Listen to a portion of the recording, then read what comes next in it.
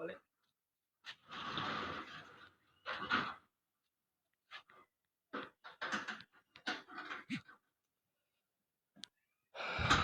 Barrister Suman, কেন যেন তুই করছিস এমন? তোর শরীরের রক্ত নেই হালাল, তাই তো তুই এই জারজ লীগের সবচেয়ে বড় দালাল। বিসমিল্লাহির রহমানির রহিম।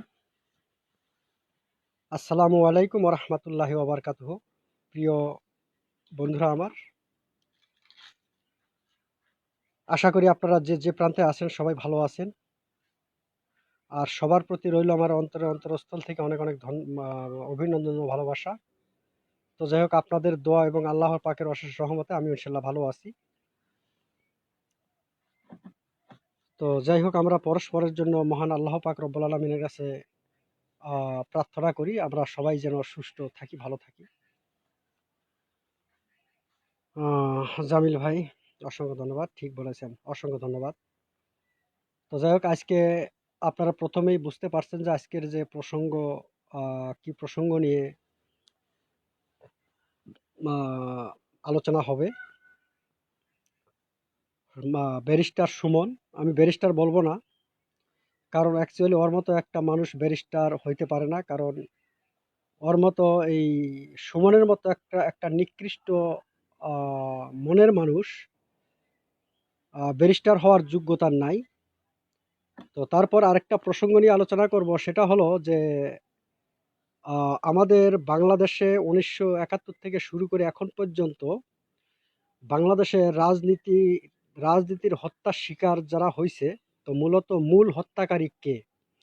এমনকি স্বয়ং শেখ মুজিবকে যারা হত্যা করছে, কি জন্য হত্যা করছে, তো সেই প্রসঙ্গ নিয়ে কিছু আলোচনা করব। আর তার ভিতরে আরেকটা কথা আমি বলে রাখি, সেটা হলো যে আমরা জানি যে এই যে বীর মুক্তিযোদ্ধা মাজেদ, ক্যাপ্টেন মাজেদকে মানে ভারত এমন সময় মানে বাংলাদেশের কাছে হস্তান্তর করলো। তো তারপরে যাই হোক, বীর মুক্তিযোদ্ধা মাজেদ কে যখন মৃত্যুদণ্ড দেওয়া হলো, এখন আবার নতুন করে যে ক্যাপ্টেন ওর নাম কি, ক্যাপ্টেন মসলিউদ্দিনকে আবার নতুন করে মানে ভারত থেকে বাংলাদেশের কাছে মানে হস্তান্তর করা হয়েছে। তো সব কিছু নিয়েই আলোচনা করব। তো আশা করি আপনারা অনেকে যুক্ত হয়েছেন। আর আপনারা একটু কমেন্ট করে জানান আমার কথা শোনা যায় কিনা। বাবুল ভাই অসংখ্য ধন্যবাদ, মনির হোসেন ভাই অসংখ্য ধন্যবাদ, জামিল ভাই অসংখ্য ধন্যবাদ ভাই যুক্ত হওয়ার জন্য। এমডি বাবু ভাই অসংখ্য ধন্যবাদ ভাই, মনির হোসেন ভাই অসংখ্য ধন্যবাদ। ঠিক আছে, আচ্ছা, ওকে। বাবু ভাই ওকে, জামিল ভাই, আমার কথাগুলি যদি শোনা যায় আপনারা একটু অনুগ্রহ করে জানান তো আমার কথা শোনা যায় কিনা। তো যাই হোক, আজকে আহ, আমি লাইভে আসার যে মূল কারণটা, শোনা যায়, অসংখ্য ধন্যবাদ। তো আজকে একটু এই মানে বাংলার বিখ্যাত জারস, আমি বলবো যে বাংলার বিখ্যাত জারস সন্তান এই সুমন, বাংলার বিখ্যাত জারস সন্তান সুমনকে নিয়ে আজকে কিছু কথা বলবো। কারণ আপনারা সবাই জানেন যে বাংলাদেশে এই যুদ্ধ অপরাধীর নাম দিয়ে, যে যুদ্ধ অপরাধীর নামে যে বিচার বহির্ভূতভাবে হত্যাকাণ্ডগুলি ঘটছে, আর এই হত্যাকাণ্ডের সঙ্গে বাংলাদেশের যে যারা নাকি সবচেয়ে বড় মানে বুদ্ধিজীবী, তাদেরকে হত্যা করা হয়েছে। তো এর পেছনে এই যে বাংলাদেশের কুখ্যাত এবং বাংলাদেশের বিখ্যাত জারস সন্তান সুমন, সে কিন্তু ছিল আন্তর্জাতিক আন্তর্জাতিক কি বলে আন্তর্জাতিক ট্রাইব্যুনালের প্রসিকিউটর ছিলেন উনি, এই সুমন। তো এই যে যুদ্ধ অপরাধীর নামে যে বিচার বহির্ভূতভাবে হত্যাকাণ্ডের ব্যাপারে যে এই সুমনের যে একটা ভূমিকা আছে, তো সুমনের ভূমিকাটা কিন্তু একেবারে কোনো দিক দিয়ে কম না, বড় একটা ভূমিকা আছে সুমনের।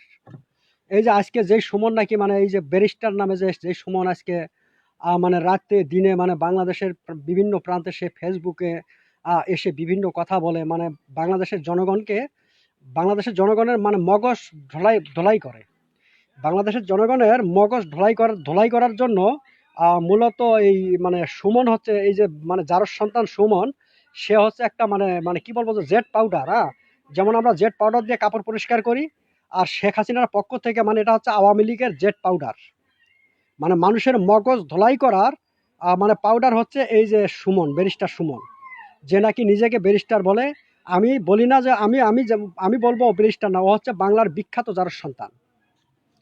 তো বাংলার বিখ্যাত জারজ সন্তান, এই বিখ্যাত জারজ সন্তান এই যে সুমন, সুমনের মুখোশ উন্মোচন করার জন্যই মূলত আজকে আমি মানে লাইভ করতেছি, বা তার যে মানে মুখোশ, বাংলার বিখ্যাত জারজ সন্তান এই সুমনের মুখোশ উন্মোচন করার প্রয়োজন আছে এবং করতে হবে। জামিল ভাই সাব্বাস, অসংখ্য ধন্যবাদ। আপনারা সবাই কমেন্ট করেন।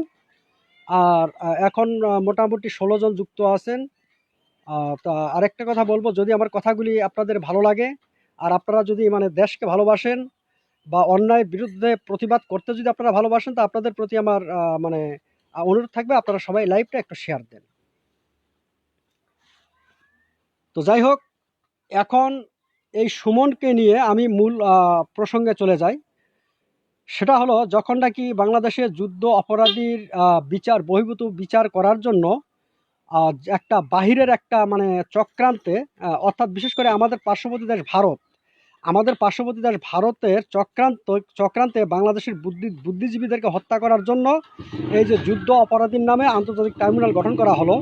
তো সেই আন্তর্জাতিক ট্রাইব্যুনালের প্রসিকিউটর হিসাবে কিন্তু নিয়োগ দেওয়া হলো এই আজকের যে ব্যারিস্টার সুমন নামের এই সুমন, এই বাংলাদেশের বিখ্যাত জারজ সন্তান এই সুমনকে। তো এই সুমনকে যখন মনে করেন যে আন্তর্জাতিক ট্রাইব্যুনালের যখন মানে প্রসিকিউটরের নিয়োগ দেওয়া হয়, নিয়োগ দেওয়ার পরে বাংলাদেশের জামাতি ইসলাম থেকে শুরু করে বাংলাদেশের যে বুদ্ধিজীবীদেরকে হত্যা করা হয়েছে বিচার বহির্ভূতভাবে, তো তার ভেতরে মানে সর্বপ্রথম যে ভূমিকা ছিল সেটা ছিল শেখ হাসিনার ভূমিকা। মানে 1 নম্বরে শেখ হাসিনার ভূমিকা ছিল। তো শেখ হাসিনার পরের ভূমিকায় যদি কেউ থেকে থাকে, তাহলে সেটাই হলো আজকের এই যে বাংলাদেশের বিখ্যাত জারজ সন্তান, বিখ্যাত জারজ সন্তান, অখ্যাত জারজ সন্তান এই সুমন। এই সুমনের ভূমিকাটা কিন্তু শেখ হাসিনার পরের ভূমিকাটা কিন্তু ছিল এই সুমনের ভূমিকা। আচ্ছা, সুমন চোর, অসংখ্য ধন্যবাদ।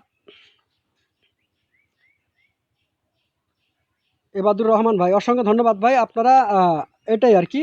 তো যাই হোক, তো এই সুমন নিজে জানে সুমন যে কত পাপ করছে, সেটা সুমন নিজে জানে। নিজে জানে যে ও কত পাপ করছে। আর ওর বাংলার জমিনে যে এই সুমনের শরীরের চামড়া দিয়ে যে মানুষ ডুগডুগি বাজাবে, হ্যাঁ, সুমনের পরিস্থিতি এরকম হবে বাংলাদেশে, সুমনের মরতে হবে না।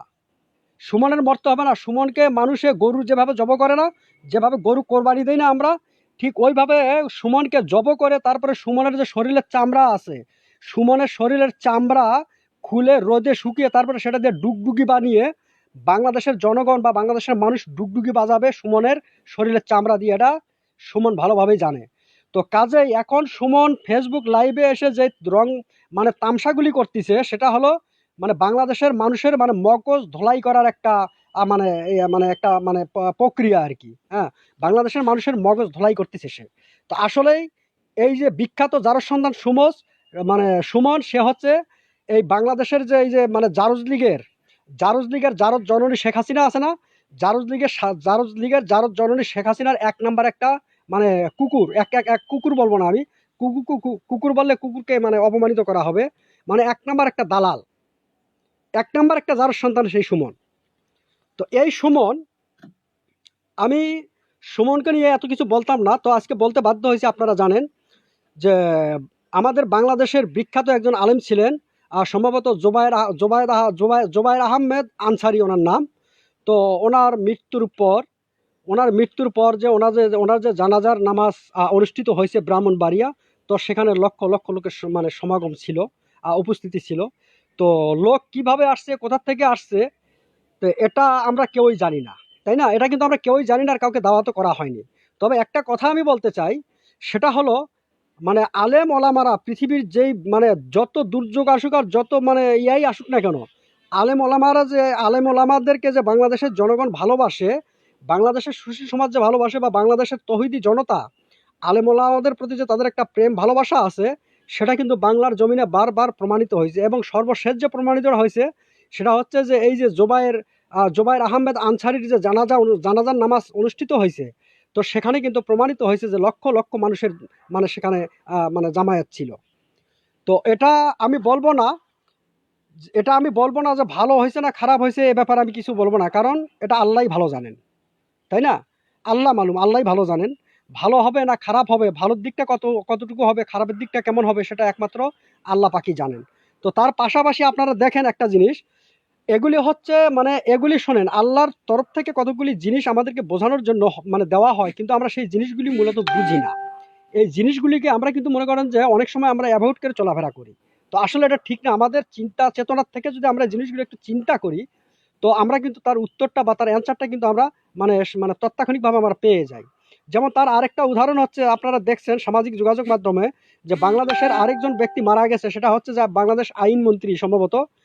বাংলাদেশ আইনমন্ত্রীর মা মারা যাওয়ার পর, তো ওই আইনমন্ত্রীর মা মারা যাওয়ার পর তার জানাজা অনুষ্ঠিত করার জন্য কিন্তু বিভিন্ন জায়গায় মাইকিং করা হয়েছে। বিভিন্ন জায়গায় মাইকিং করে তারপরে কিন্তু মনে করেন যে সেই জানাজার নামাজ অনুষ্ঠিত করা হয়েছে আর সম্পূর্ণ করা হয়েছে। তো সেখানেও কিন্তু লোকের সমাগম ছিল। তারপর আরেকটা কথা বলবো, সেটা হচ্ছে যে আপনারা জানেন নারায়ণগঞ্জের শ্রমিকরা বেতনের দাবিতে কিন্তু শ্রমিকরা কিন্তু নারায়ণগঞ্জে আন্দোলন করছে। সেখানেও কিন্তু মানে অনেক মানুষের সমাগম ছিল। তো তাহলে আজকে বাংলাদেশে এই যে জারস সন্তান সুমন, বাংলাদেশের বিখ্যাত জারস সন্তান সুমন, সে কি করছে আপনারা দেখছেন তার ফেসবুক লাইভ। ঢাকা দুঃখিত, ব্রাহ্মণবাড়িয়া এবং সিলেটের যে মানে মহাসড়কটা আছে, তো সেই মহাসড়কের মানে বর্ডার, মানে সীমান্তে গিয়ে এই সুমন একটা লাইভ করছে। লাইভ করে কিন্তু ব্রাহ্মণবাড়িয়াবাসীদেরকে মানে মানে অনেক তাদেরকে উদ্দেশ্য করে অনেক কথা বলছে। শুধু তাদেরকে না, বাংলাদেশের আলেম ওলামাদেরকে উদ্দেশ্য করে কিন্তু এই যে বাংলাদেশের মানে কুখ্যাত জারস সন্তান সুমন অনেক কটূক্তিমূলক কথা বলছে। তো আপনাদের সবার প্রতি বিনীত অনুরোধ, সবাই লাইভটা একটু শেয়ার দেন। লাইভটা আপনাদের কাছে, আপনারা সবাই শেয়ার দেন। আচ্ছা, ঠিক বলেছেন। আমিনুর রহমান ভাই, অসংখ্য ধন্যবাদ, ঠিক বলেছেন। আচ্ছা, নুরুল আমিন টিটু ভাই, সত্য কথাগুলো বলার জন্য ধন্যবাদ, অসংখ্য ধন্যবাদ ভাই। নুরুল নবী ভাই সাব্বাস কই, আচ্ছা অসংখ্য ধন্যবাদ। শকত গাজী ভাই রাইট বলেছেন, অসংখ্য ধন্যবাদ শকত ভাই। আচ্ছা, সামাদ আলী, অসংখ্য ধন্যবাদ। তো যাই হোক, তো সেখানে গিয়ে সুমন ফেসবুক লাইভ করছেন। লাইভ করে সেখানে কিন্তু সে মানে অনেক কটূক্তিমূলক কথাবার্তা সুমন বলছে, যেটা বাঙালি জাতি হিসাবে আমরা কিন্তু তার এই বক্তব্য, তার কথা কিন্তু আমরা কেউ মেনে নিতে পারি না। তার কারণ আজকে আমরা কেন দেখব ব্রাহ্মণবাড়ি, আজকে আমরা কেন দেখব সিলেট, আজকে আমরা কেন দেখব কুমিল্লা, আজকে আমরা কেন দেখব নরসিংদী, আজকে আমরা কেন আলাদা করব চাঁদপুর, আজকে কেন আমরা আলাদা করব মুন্সিগঞ্জ, কেন আলাদা করব ঢাকা, কেন আলাদা করব নারায়ণগঞ্জ, কেন আলাদা করব গাজীপুর, তাই না? একটা গাছের যতগুলি মানে ডালপালা থাকে, সমগ্র ডালপালা নিয়েই কিন্তু একটা গাছ, তাই তো? সমগ্র ডালপালা নিয়েই কিন্তু একটা গাছ দাঁড়িয়ে থাকে। তো ঠিক এমন তো অবস্থায় আমি মনে করি যে বাংলাদেশের যতগুলি ডিস্ট্রিক্ট আছে, যতগুলি থানা উপজেলা আছে, প্রত্যেকটা থানা উপজেলা গ্রাম নিয়েই কিন্তু আমাদের বাংলাদেশটা, অর্থাৎ সমষ্টি বাংলাদেশটা মানে সমগ্র বাংলাদেশের 68,000 গ্রাম নিয়েই কিন্তু আমাদের বাংলাদেশ। তো আজকে এই যে বাংলাদেশের বিখ্যাত জারস সন্তান সুমন মানে বাংলাদেশে একটা বিতর্ক সৃষ্টি করতে চাইতেছে। আর সেটা হলো যে বর্তমানে এই মানে বিখ্যাত জারস সন্তান সুমন কুমিল্লা, ব্রাহ্মণবাড়িয়া এবং কি বলে সিলেটকে কিন্তু সে মানে আলাদা করে দিচ্ছে। মানে একটা ডিভাইড, সিলেট এবং ব্রাহ্মণবাড়িয়ার ভেতরে কিন্তু সে একটা ডিভাইড মানে করার চিন্তা ভাবনা করতেছে।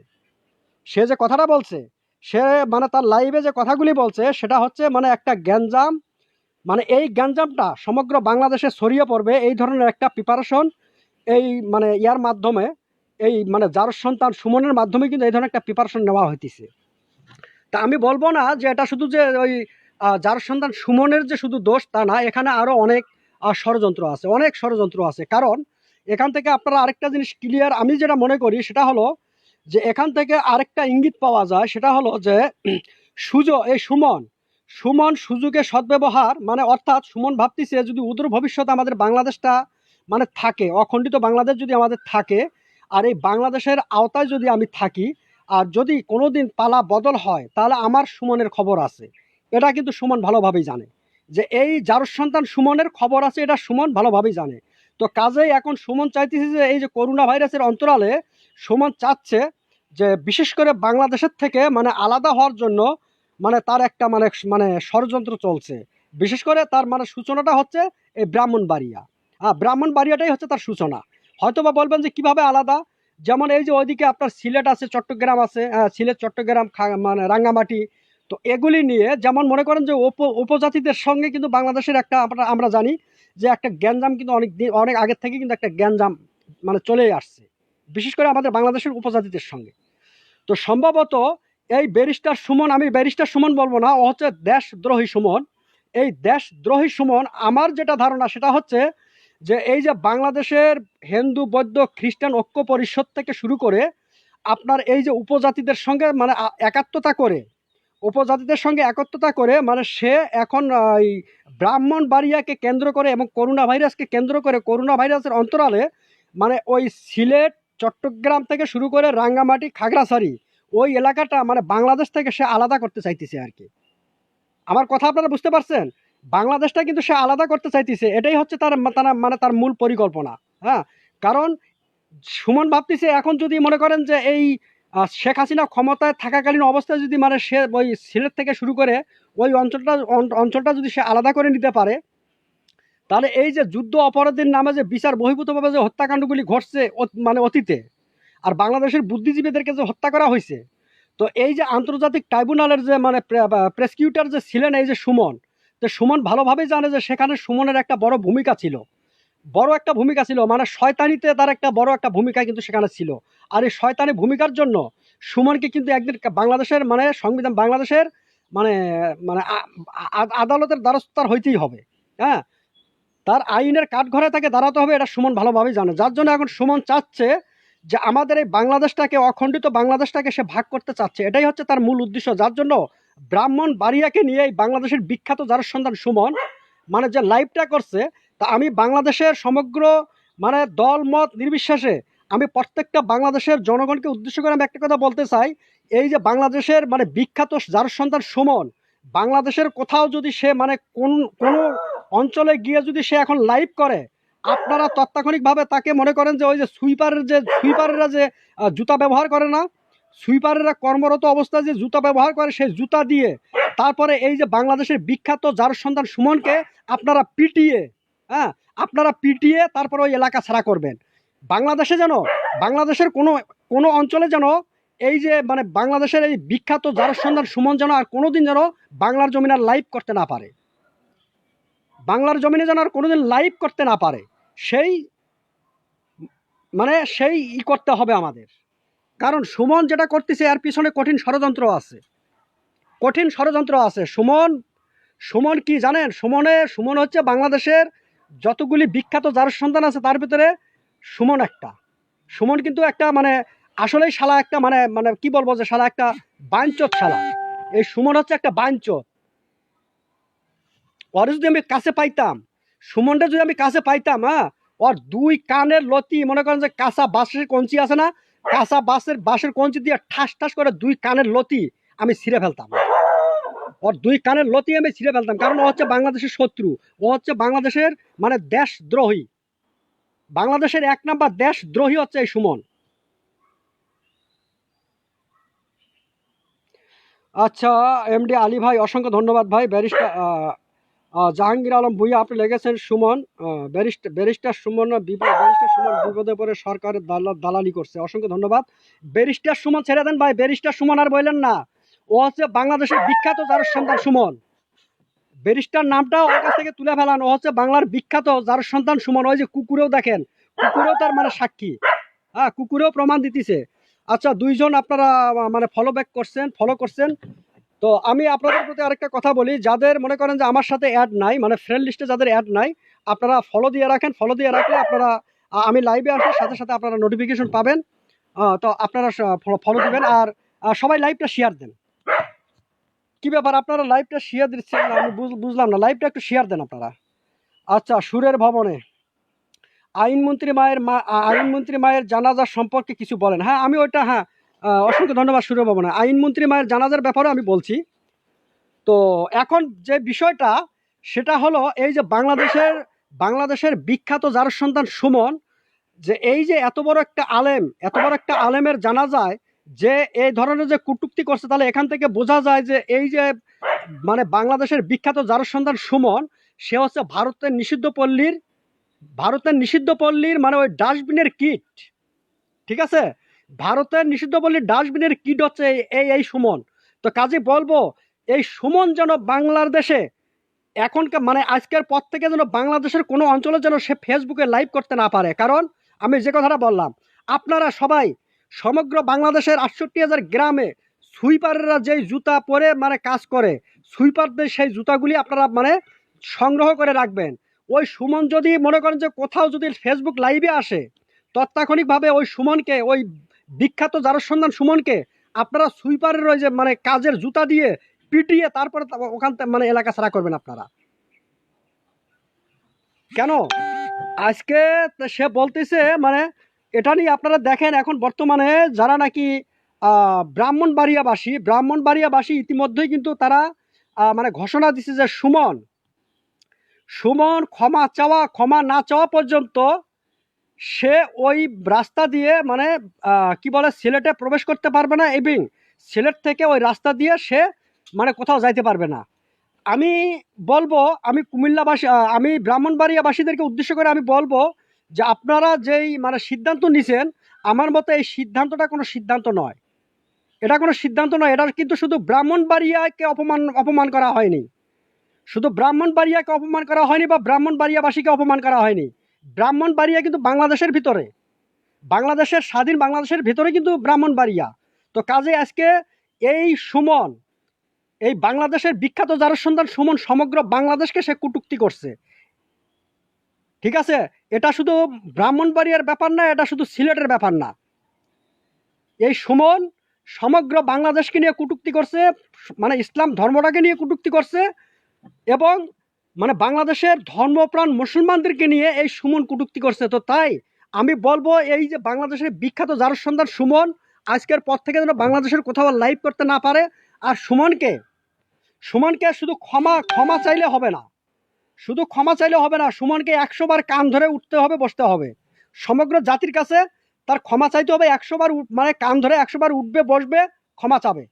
তারপরে যদি বাংলাদেশের জনগণ সুমনকে ক্ষমা করে, তারপরে বাংলাদেশের জনগণ চিন্তা করে দেখবে যে সুমনকে ক্ষমা করা যায় কি না। আমি ব্রাহ্মণবাড়িয়া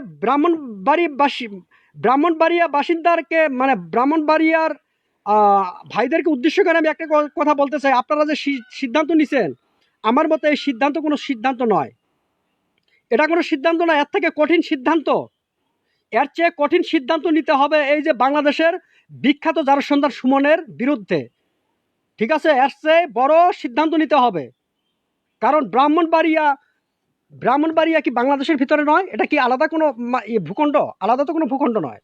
তাহলে সিলেট কি আলাদা একটা ভূখণ্ড? কারণ এই সুমন ব্রাহ্মণবাড়িয়াকে কেন্দ্র করে সে চাইতেছে যে এই যে সিলেট থেকে শুরু করে সিলেট চট্টগ্রাম রাঙ্গামাটি খাগড়াছড়ি এগুলিকে সে কিন্তু বাংলাদেশ থেকে আলাদা একটা ভূখণ্ড করার চিন্তা ভাবনা করতেছে সুমন। কাজেই এই সুমনকে যেখানে পাওয়া যাবে, বাংলাদেশের কোথাও যদি ফেসবুক লাইভে যদি সুমন আসে, তৎক্ষণিকভাবে তার একটা মানে 2টা হাত 2টা পা ভেঙে দিবেন। তারপরে কি হবে সেটা বাংলাদেশের জনগণ আমরা বুঝবো। যেখানেই সুমন লাইভ করতে আসবে সেখানে তার 2 হাত 2 পা ভেঙে দিবেন, একেবারে ভেঙে দিবেন। ফাইজলামের একটা সীমা আছে।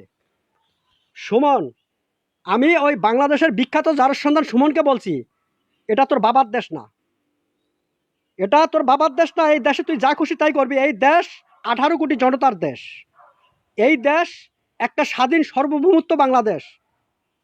কাজে আজকে তুই সুমন যেটা করতেছিস, হ্যাঁ, মানে ওই যে কি বলে ব্যারিস্টারের সুযোগ নিয়ে, ব্যারিস্টারের সাইনবোর্ড লাগিয়ে আজকে তুই সুমন যেটা করতেছিস বাংলাদেশে, এটা অতিরঞ্জিত হয়ে যাচ্ছে। তোর চামড়া দিয়ে মানুষ ডুগডুগি বানিয়ে তারপরে বাজাবে কিন্তু তোর চামড়া দিয়ে। তুই সুমন ভাবছিস যে তুই অনেক কিছু হয়ে গেছিস, না, তুই অনেক কিছু হইসনি। আচ্ছা, এমডি শিকদার ভাই,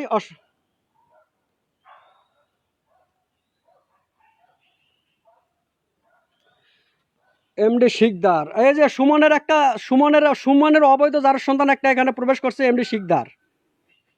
হ্যাঁ, তো এখন তোদেরকে জারজ সন্তানই বলতে হবে। তোদেরকে জারজ সন্তান ছাড়া তোদের সাথে আর ভালো আচরণ নেই। যারাই হাসিনার অনুসারী তারাই হচ্ছে জারজ সন্তান, এদের সঙ্গে আর ভালো আচরণ নেই, আর কোনো আপোষ নেই তোদের সঙ্গে। শিকদার জেনে রাখ, তোদের মতো কুকুরের বাচ্চাদের সঙ্গে আর কোনো আপোষ নেই বাংলার জমিনে। নইলে তোরা থাকবি, নইলে আমরা থাকবো। তোদের তো খবর হয়ে গেছে, তোদের তোদের সময় তো এখন শেষ। তোরা দেখ, করুণায় ছাড়লেও বাংলার জনগণ তোদেরকে ছাড়বে না। তোরা ভাবিস না যে বাংলার জনগণ তোদেরকে ছাড়বে। তোদের মতো কুকুরের বাচ্চাদেরকে বাংলার জনগণ ছাড়বে না। করুণায় যদি তোদেরকে করুণা করে, কিন্তু বাংলার জনগণ তোদেরকে করুণা করবে না। বাংলার জনগণ তোদের মতো এই যে যার সন্তানের বাচ্চাদেরকে বাংলার জনগণ ক্ষমা করবে না। বাংলার জনগণ করুণা করবে না। শিকদার শিকদার জেনে রাখ, বাংলার জনগণ তোদেরকে ক্ষমা করবে না, এই একটা কথা আমি বলে দিলাম। আর তোদের পতন, তোদের পরিণতি যে কি হবে, এর জন্য দায়ী তোরাই থাকবি। আজকে বাংলাদেশে ইসলামকে করা হচ্ছে, ইসলামকে অপমান করা হচ্ছে, জায়গায় জায়গায় ইসলামকে অপমান করা হচ্ছে। যে সময় টিভির এক নাস্তিকের বাচ্চা নাস্তিক আছে, তারপরে এই যে 71 চ্যানেলের নাস্তিকের বাচ্চা নাস্তিকেরা আছে। কেন এই কুত্তার বাচ্চারা এখন কোথায়, যার সন্তানের বাচ্চারা এখন কোথায়? এখন এই নারায়ণগঞ্জ গতকালকে যে মানে এই যে শ্রমিকদের বেতনের ব্যাপারে, যে বেতন পরিশোধ করার ব্যাপারে যে মানে হাজার হাজার লক্ষ লক্ষ মানুষের যে মানে হয়েছে, ঢাকাতে হয়েছে, হ্যাঁ, এগুলিতে কি করোনা ভাইরাস এফেক্ট করবে না? হ্যাঁ, এগুলিতে কি করোনা ভাইরাসের সংক্রমণ ঘটবে না? এই কুকুরের বাচ্চারা, আজকে যারা এই যে লিগ নাম মানে জারুস লিগ নামধারী কুকুরের বাচ্চারা আছে, তাদের কাছে আমার এই প্রশ্ন। ও মসজিদে গেলে, মসজিদে ওই যে জামাতের সহিত নামাজ পড়লে করোনা ভাইরাসের সংক্রমণ ঘটবে নাকি? জানাজান নামাজ অনুষ্ঠিত হলে সেখানে করোনা ভাইরাসের সংক্রমণ ঘটবে। যদি কোনো আলেমের জানাজার নামাজে মানে অংশগ্রহণ করা যায়, সেখানে করোনা ভাইরাসের সংক্রমণ ঘটবে। আর আইনমন্ত্রীর মাঝে মারা গেছে, তার জানাজার নামাজ যে হলো, তাহলে সেখানে কি করোনা ভাইরাসের সংক্রমণ ঘটবে না? সেখানে কি ঘটবে না? আমি সেই সমস্ত জারুস লীগের জারুস সন্তানের বাচ্চাদেরকে আমি বলতে চাই, সেখানে কি মানে করোনা ভাইরাসের সংক্রমণ ঘটবে না? জারুস লীগের জারুস সন্তানের বাচ্চারা,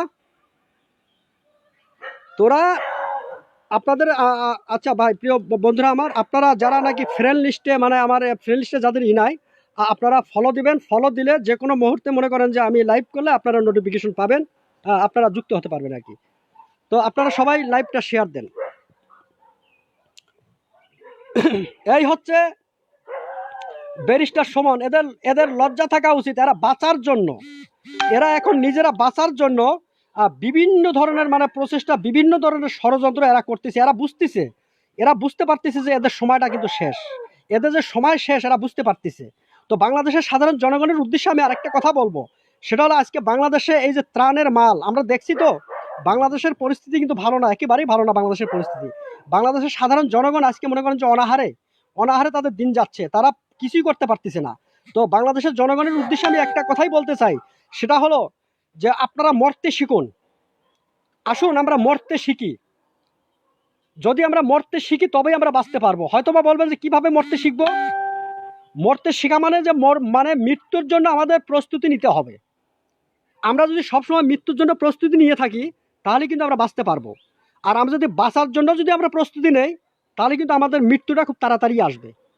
তো কাজে আজকে যারা বাংলাদেশে অনাহারে, সমগ্র 68,000 বাংলাদেশে যারা অনাহারে আজকে দিন কাটাচ্ছেন, যারা নাকি মনে করেন যে মানে কি বলবো, যে যারা না মানে একটা কঠিন পরিস্থিতির ভিতরে আছেন, সবাই মিলে এখনই কিন্তু একটা সময়, বাংলাদেশে এখনই কিন্তু একটা উপযুক্ত সময়। আর এই সময়ের ভেতরে এই করোনা ভাইরাসের সঙ্গে সঙ্গে এই বাংলাদেশের যে লীগ আছে, জারজ লীগের যার সন্তানদেরকেও বিদায় করতে হবে বাংলার জমিন থেকে।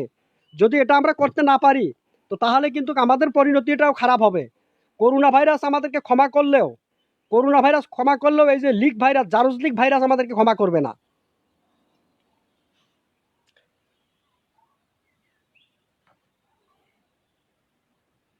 বাস্টার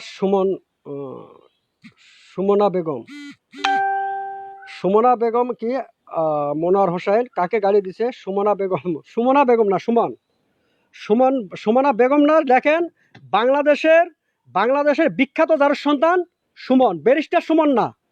ও ব্যারিস্টার সুমনের মানে ব্যারিস্টারের নামটা কাজে লাগাইতেছে। তো আমি আরেকটা কথা বলবো, সেটা হলো সমগ্র বাংলাদেশ থেকে এই সুমনকে, বাংলাদেশের বিখ্যাত যার সন্তান সুমনকে মানে মানে করা হবে, বয়কট করা হোক, তাকে নিষিদ্ধ ঘোষণা করা হোক। বাংলাদেশের কোনো অঞ্চলে যেন সে প্রবেশ করতে না পারে। এই সুমনকে, বাংলাদেশের বিখ্যাত জারজ সন্তান সুমনকে সমগ্র বাংলাদেশে তাকে নিষিদ্ধ ঘোষণা করা হলো বা নিষিদ্ধ ঘোষণা করা হবে। বাংলাদেশের কোথাও গিয়ে সে আর লাইভ করতে পারবে না। বাংলাদেশের এই যে আজকের যে তরুণ সমাজের মগজ ধোলাই করতেছে, সে মগজ ধোলাই করতে চাইতেছে। ব্রাইট চালিয়ে যান। অসংখ্য ধন্যবাদ রনি মাফিয়া ভাই, অসংখ্য ধন্যবাদ ভাই। এমডি মিজান, সাবাস বাংলাদেশ। হ্যাঁ, বাংলাদেশ দোয়া করবেন। বাংলাদেশ আমরা জয় আমাদের হবেই, সত্যর জয় হবেই। তো আমি যেটা বলতেছি সেটা হলো, আমি যে কথাটা বলতেছি সেটা হলো যে মৃত্যুর মানে আসুন আমরা মরতে শিখি। হ্যাঁ, আমি যে কথাটা বলতেছিলাম, আমি মানে অন্য লাইনে চলে গেছিলাম। আসুন আমরা মরতে শিখি, তার অর্থ এটাই যে আজকে বাংলাদেশে এই যে 68,000 গ্রামে যারা নাকি মনে করেন যে এই যে দরিদ্রতার সঙ্গে যারা নাকি মনে করেন যে মানে মানে লড়াই করছে, দরিদ্রতার সঙ্গে যারা লড়াই করছে, আসুন আমরা বাংলাদেশের প্রত্যেকটা জনগণ দল মত নির্বিশেষে প্রত্যেকটা জনগণ একত্রিত হয়ে এই লীগ নামধারী যেই সমস্ত জারজ লীগের কেন্দ্রীয় কমিটির থেকে শুরু করে তৃণমূল পর্যায়ে নেতৃবৃন্দ আছে, তাদের বাড়ি, তাদের ঘর, তাদের আস্থানা, তাদের গোডাউন, তাদের যেখানে যেখানে আছে, আসুন আমরা সেখানে অভিযান চালাই। গণ অভিযান চালিয়ে বাংলাদেশের সাধারণ জনগণের ত্রাণের যে মালগুলি সেগুলি উদ্ধার করে আমরা মনে করেন যে বাংলাদেশের জনগণের মাঝে সুষ্ঠুভাবে বিতরণ করার একটা চিন্তা ভাবনা বা বিতরণ করার একটা ব্যবস্থা আমরা নেই, তবেই কিন্তু আমরা বাঁচতে পারবো। আর তা না হলে বাংলাদেশের সাধারণ জনগণকে মারার মানে ওই কি বলবে যে ভাতে মারবে পানিতে মারবে, ঠিক আছে, এই ধরনের একটা মানে ষড়যন্ত্র স্বয়ং শেখ হাসিনা করতেছে। এটা দীর্ঘদিনের পরিকল্পনা তাদের। তার আরেকটা প্রমাণ আপনাদের কাছে আমি দিচ্ছি, সেটা হলো আপনারা দেখেন এই যে শহীদ বীর মুক্তিযোদ্ধা ক্যাপ্টেন মাজেদ কি ভারতে কি আজকে মানে এই 2-4 বছর আগে গেছে? 2-4 বছর আগে কিন্তু যায় না, সে বহুত আগে গেছে। হ্যাঁ, অনেক আগে গেছে ভারতে। তাহলে ভারতে সে কিভাবে গেল? কিভাবে মুজিবের হত্যাকারী সে আবার কিভাবে ভারতে থাকে? এটা একটা প্রশ্ন জাগতেই পারে, তাই না? এই প্রশ্নটা সবারই জাগতে পারে। তারপরে ধরুন এই যে মোসলেউদ্দিন, সর্বশেষ এই যে ক্যাপ্টেন মোসলেউদ্দিন, তো মোসলেউদ্দিনও কিন্তু এখন মনে করেন যে ভারতের যে গোয়েন্দা সংস্থা আছে তারা কিন্তু হস্তান্তর করতেছে। তো এমন সময় হস্তান্তর করতেছে যখন সমগ্র পৃথিবী করোনা ভাইরাসে আতঙ্ক, ঠিক ওই সময় ভারত এবং বনাম শেখ হাসিনা একটা নতুন খেলা শুরু করছে। কারণ এখন ভারত ভাবতেছে যে ভারত যদি এই মুহূর্তে শেখ মুজিবের হত্যাকারীদেরকে শেখ হাসিনার কাছে হস্তান্তর করে, তাহলে ভারত যা বলবে শেখ হাসিনা সেটাই শুনবে।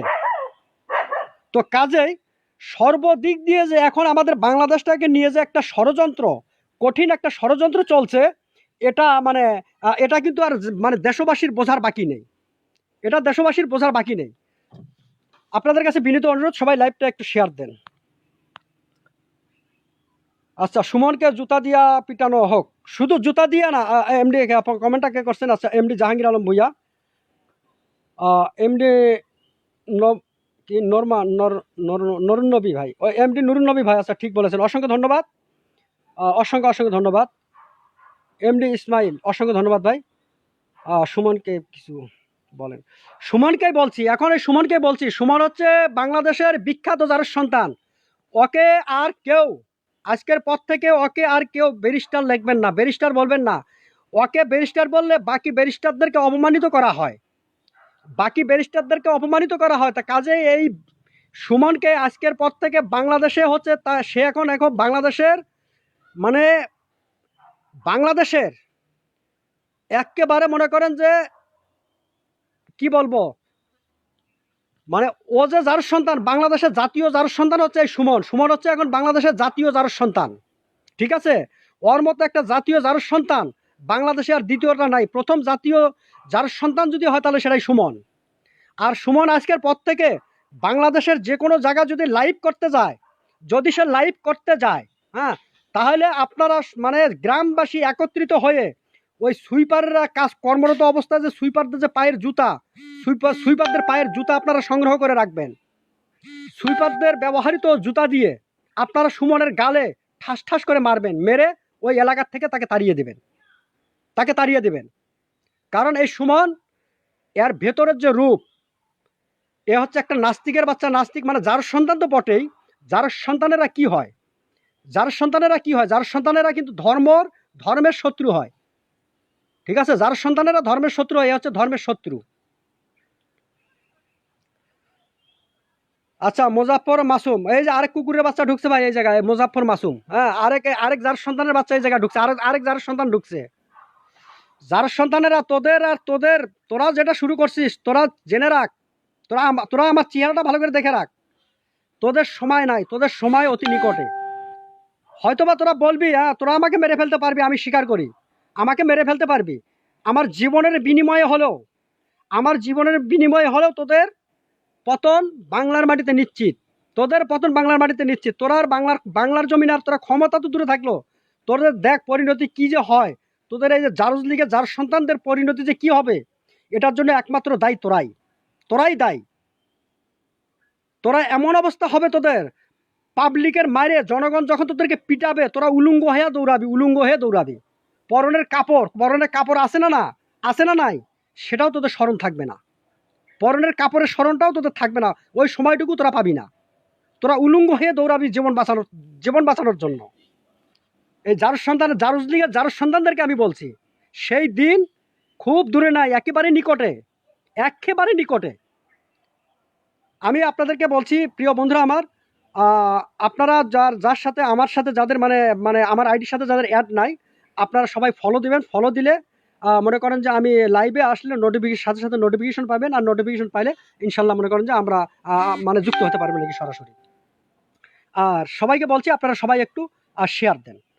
আর আমি যে কথাটা বলছি, আজকের থেকে আপনারা তওবা করবেন, সবাই তওবা করবেন যে আর ব্যারিস্টার সুমন বলবেন না। আমরা কেউ ব্যারিস্টার সুমন বলবো না, আমরা বলবো যে বাংলার বিখ্যাত যার সন্তান সুমন। ঠিক আছে, বাংলার বিখ্যাত যার সন্তান সুমন। আর সুমন যেখানেই লাইভ করবে, বাংলাদেশে যদি কোথাও লাইভ করতে যায়, বাংলাদেশের কোনো অঞ্চলে যদি সে ফেসবুকে লাইভ করতে যায়, তৎক্ষণিকভাবে আপনারা সুইপারের কাজের জুতাগুলি আপনারা ব্যবস্থা করে রাখবেন। যদি সে কোথাও লাইভ করতে যায়, তৎক্ষণিকভাবে তাকে ধরে তারপরে ওই সুইপারের ওই জুতা দিয়ে তার দুই গালে পিটাইতে, সুইপারের জুতা দিয়ে দুই গালে পিটাইতে গালের চামড়া তুলে রক্তাক্ত করে দিবেন। ওকে রক্তাক্ত করে বাংলাদেশের নাম যেন সে ভুলে যায়। ঠিক আছে, বাংলাদেশের নাম যেন সে চিরদিনের জন্য ভুলে যায়।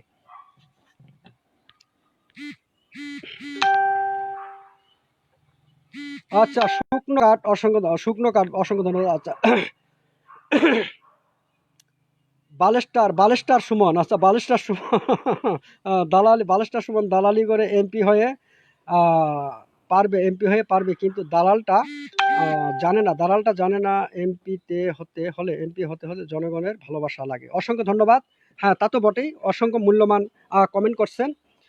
আমি আবারও বলছি আপনাদেরকে, আমার সাথে আমার আইডির সাথে যাদের ফ্রেন্ড লিস্টে অ্যাড নাই, আপনারা সবাই ফলো দিয়ে রাখলে যে কোনো সময় আমি লাইভ করলে আপনারা আমার নোটিফিকেশন পেয়ে যাবেন, আর সরাসরি আপনারা যুক্ত হতে পারবেন। তো যাই হোক, আমি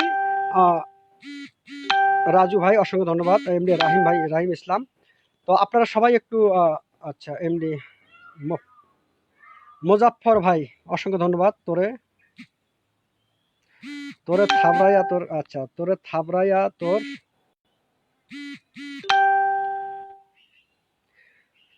মুজাফফর, তোরা তো হচ্ছিস ওই যে শেখ হাসিনার অবৈধ যার সন্তান, তাই না?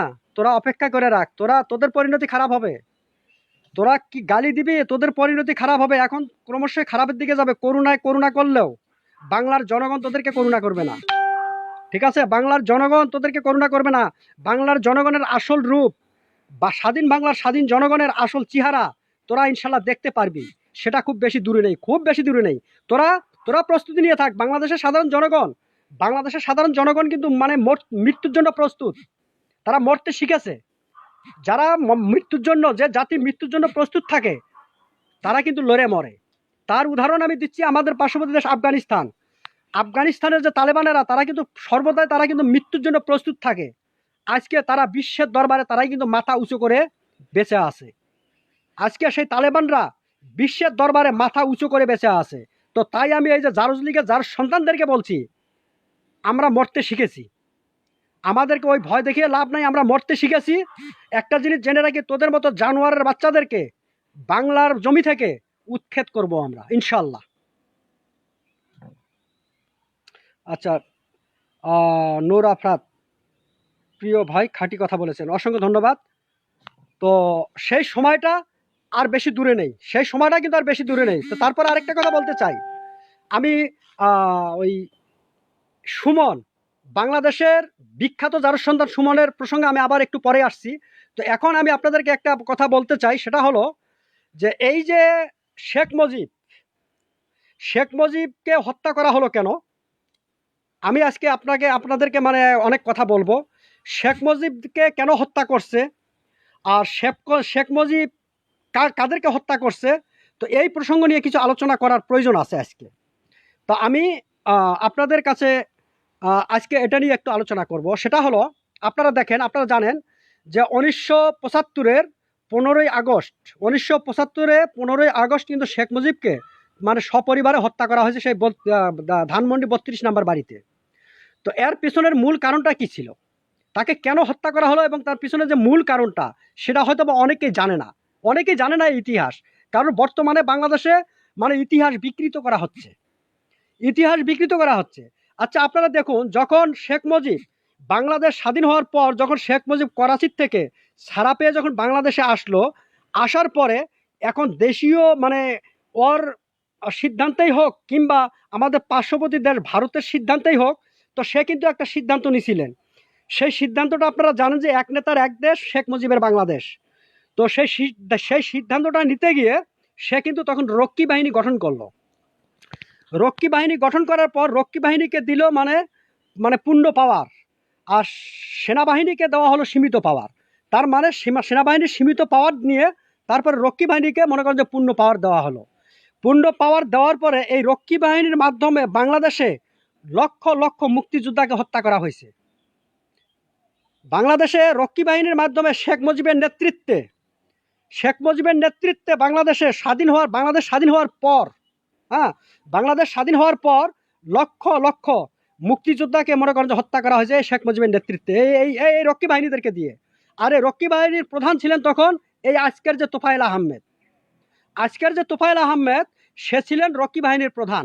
কারণ শেখ মুজিবের একটা শেখ মুজিবের একটা ভয় ছিল, সেটা হলো যে শেখ মুজিব যখন বাকশাল কায়েম করবে, এক নেতার এক দেশ শেখ মুজিবের বাংলাদেশ, এটা যখন সে কায়েম করবে, তো ভবিষ্যতে তার সঙ্গে যদি কেউ মানে এটার প্রতিবাদ করতে চায়, তাহলে সেটা একমাত্র যারা মুক্তিযোদ্ধা জড়িত থাকবে তারাই প্রতিবাদ করতে পারবে। এটা কিন্তু শেখ মুজিব ভালোভাবে জানতো। তো কাজে শেখ মুজিব চেয়েছিল যে রক্ষী বাহিনী গঠন করে রক্ষী বাহিনীকে দিয়ে বাংলাদেশের প্রত্যেকটা মুক্তিযোদ্ধা আজকে যারাই বেঁচে আছে প্রত্যেকটা মুক্তিযোদ্ধাকে সে হত্যা করে তারপরে সে এক না একমাত্র দেশ গঠন করবে। এটাই ছিল মূলত শেখ মুজিবের উদ্দেশ্য। আপনারা শোনেন, আমি কথাগুলি বলছি, আপনারা শোনেন, এটা ইতিহাস নয়, যেটা বাস্তব এটাই আমি বলছি, আর এগুলি বলতে হবে এখন। আচ্ছা, তারপর বাই শেখ মুজিবুর রহমানের সেই 32 নম্বর বাড়িতে অভ্যন্তরীণ একটা মিটিং হয়, অর্থাৎ বৈঠক হয়। তাদের ভেতরে মুজিব পরিবারের ভেতরে একটা বৈঠক হয়। আর সেই বৈঠকে সিদ্ধান্ত নেওয়া হয়েছিল এই তোফায়েল আহমেদকে দিয়ে খন্দকার মোস্তাককে মারা হবে রক্ষী বাহিনীর মাধ্যমে। এই খন্দকার মোস্তাক তখন ছিল সামরিক বাহিনীর প্রধান। এই খন্দকার মোস্তাককে মারার পরে সামরিক বাহিনীতে বসানো হবে শেখ সেলিমকে, এই যে মুজিবের ভাগনা শেখ সেলিমকে ওই সামরিক বাহিনীর প্রধানের দায়িত্ব দেওয়া হবে। আর যখন এই শেখ সেলিম সামরিক বাহিনীর প্রধানের দায়িত্ব পাবে, তো শেখ সেলিম সেনাবাহিনীর প্রধানের দায়িত্ব পাওয়ার পর সেনাবাহিনী দিয়ে এই যে রক্ষী বাহিনীর প্রধান, এই যে আজকে তোফায়েল আহমেদকে হত্যা করা হবে। কথা ভালো করে বুঝছেন আপনারা? মানে ওই রক্ষী বাহিনীর যে প্রধান এই তোফায়েল আহমেদকে হত্যা করা হবে সেনাবাহিনীকে দিয়ে, আর তখন সেনাবাহিনীর নেতৃত্ব দেবেন শেখ সেলিম। এটা কিন্তু তাদের ভেতরে তাদের পারিবারিক একটা বৈঠক হয়। তো যাই হোক, তারপরে এই যে তোফায়েল আহমেদকে হত্যা করার পর এই যে রক্ষী বাহিনীর যে প্রধান, রক্ষী বাহিনীর প্রধানের দায়িত্ব পালন করবেন শেখ কামাল, অর্থাৎ শেখ মুজিবের সন্তান শেখ কামাল হবেন তখন রক্ষী বাহিনীর প্রধান। তো তাহলে এবার আসুন, সেনাবাহিনীর প্রধান মুজিবের ভাগনা, রক্ষী বাহিনীর প্রধান মুজিবের সন্তান, আর দেশ প্রধান মুজিব। তো তাহলে এখানে উদূর ভবিষ্যতে মুজিবের কিন্তু আর কোনো প্রতিদ্বন্দ্বী বাংলাদেশে রইল না। বাংলাদেশে মুজিবের প্রতিদ্বন্দ্বী থাকবে না। মুজিবের সঙ্গে যে কেউ লড়াই করবে বা কেউ প্রতিবাদ করবে, হ্যাঁ, এই ব্যক্তি কিন্তু আর খুঁজে পাওয়া যাবে না। মূলত এটাই ছিল মুজিবের মূল উদ্দেশ্য। তো যে কোনোভাবে এনিহাও মানে তাদের সেই বৈঠকের যে মানে মূল তথ্যগুলি, সেটা কিন্তু মনে করেন যে মানে হয়ে যায়, হ্যাঁ, তথ্যগুলি ফাঁস হয়ে যায়। ফাঁস হয়ে যাওয়ার পর আজকের যে এই তোফায়েল আহমেদ এবং খন্দকার মোস্তাক, তাদের ভেতরে একটা বৈঠক হয়। বৈঠকে তারা সিদ্ধান্ত নেয় যে তারা কি করবে। তো ওই বৈঠকে তোফায়েল আহমেদ দায়িত্ব দেন খন্দকার মোস্তাককে। কারণ একটা জিনিস বুঝতে হবে, এখানে মোস্তাককেও হত্যা করা হবে, তোফায়েলকেও হত্যা করা হবে। আজকের যে তোফায়েল, ওই যে শেখ হাসিনার পাশে বসে থাকে, এই তোফায়েল আহমেদ।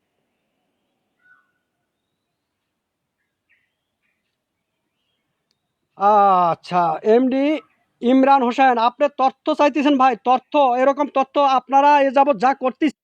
আচ্ছা, আপনি তথ্য চাইতেছেন, কিসের তথ্য চাইতেছেন আপনি? হ্যাঁ, আপনারা তো এই যে শেখ হাসিনা যে ভোট চুরি করছে, এটা কে না জানে? এটারও তো আপনারা তথ্য চান নাকি? আপনারা তো এটারও তথ্য চান। এলিয়াস হোসেনকে যে গুম করা হয়েছে, কে না জানে? আপনারা তো এটারও তথ্য চান। পিলখানায় যে এই যে 57 জন আর্মির অফিসারকে নির্মমভাবে হত্যা করা হয়েছে, কে না জানে? বাংলাদেশের 18 কোটি মানুষ জানে। তারপরে এটারও আপনারা তথ্য চান না? শাপলা চত্বরে হেফাজতে ইসলামের হাজার হাজার তৌহিদি জনতাকে গুলি করে হত্যা করছেন আপনারা। তারপরে এই কথাগুলি বলতে গেলে আপনারা তার তথ্য চান।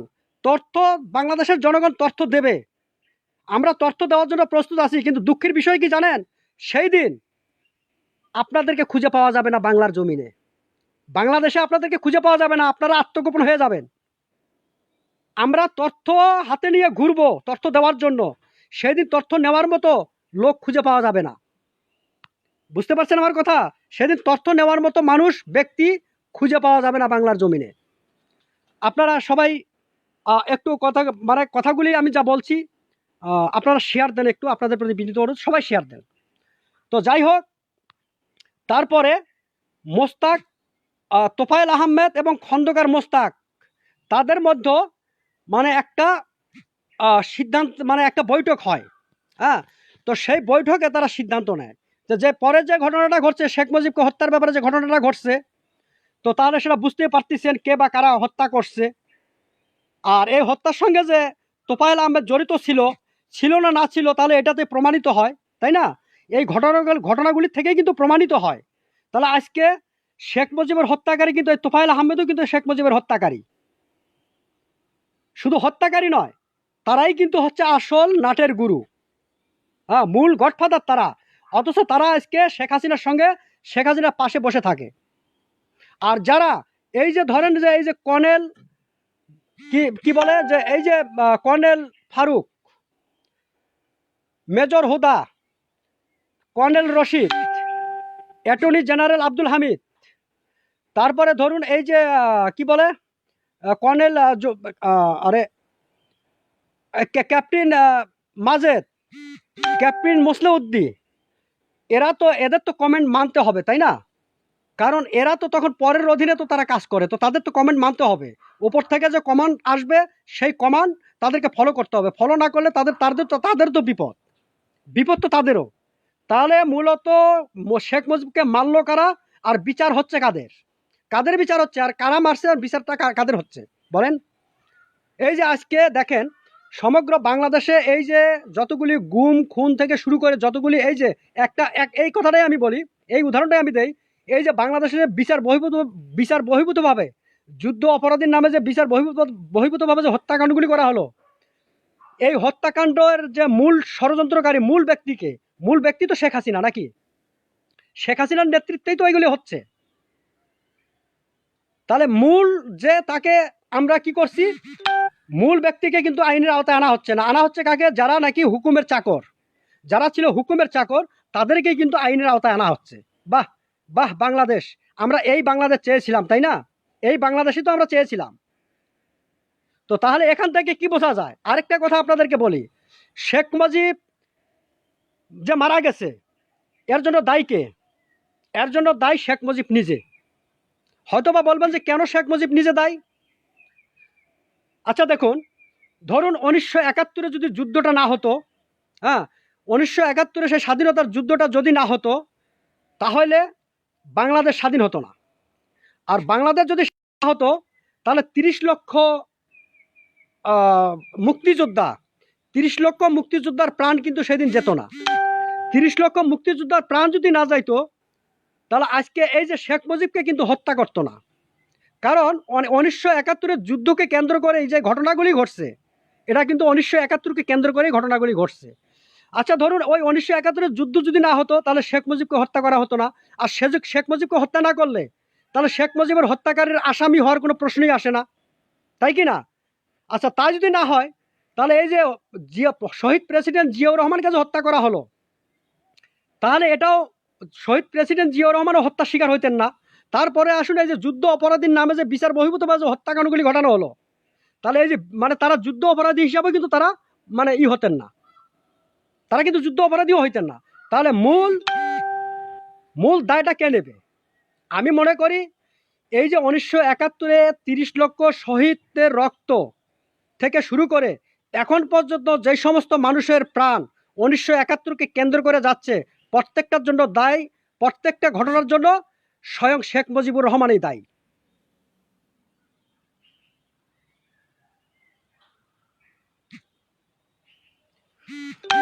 আচ্ছা, রাতের আধারে আপনি একটা কমেন্ট করছেন, আমি দেখি। রাতের আধারে শেখ মুজিব স্যালেন্ডার করেছিলেন কেন? আচ্ছা, শেখ মুজিব স্যালেন্ডার করেছিলেন কেন একটু বলেন।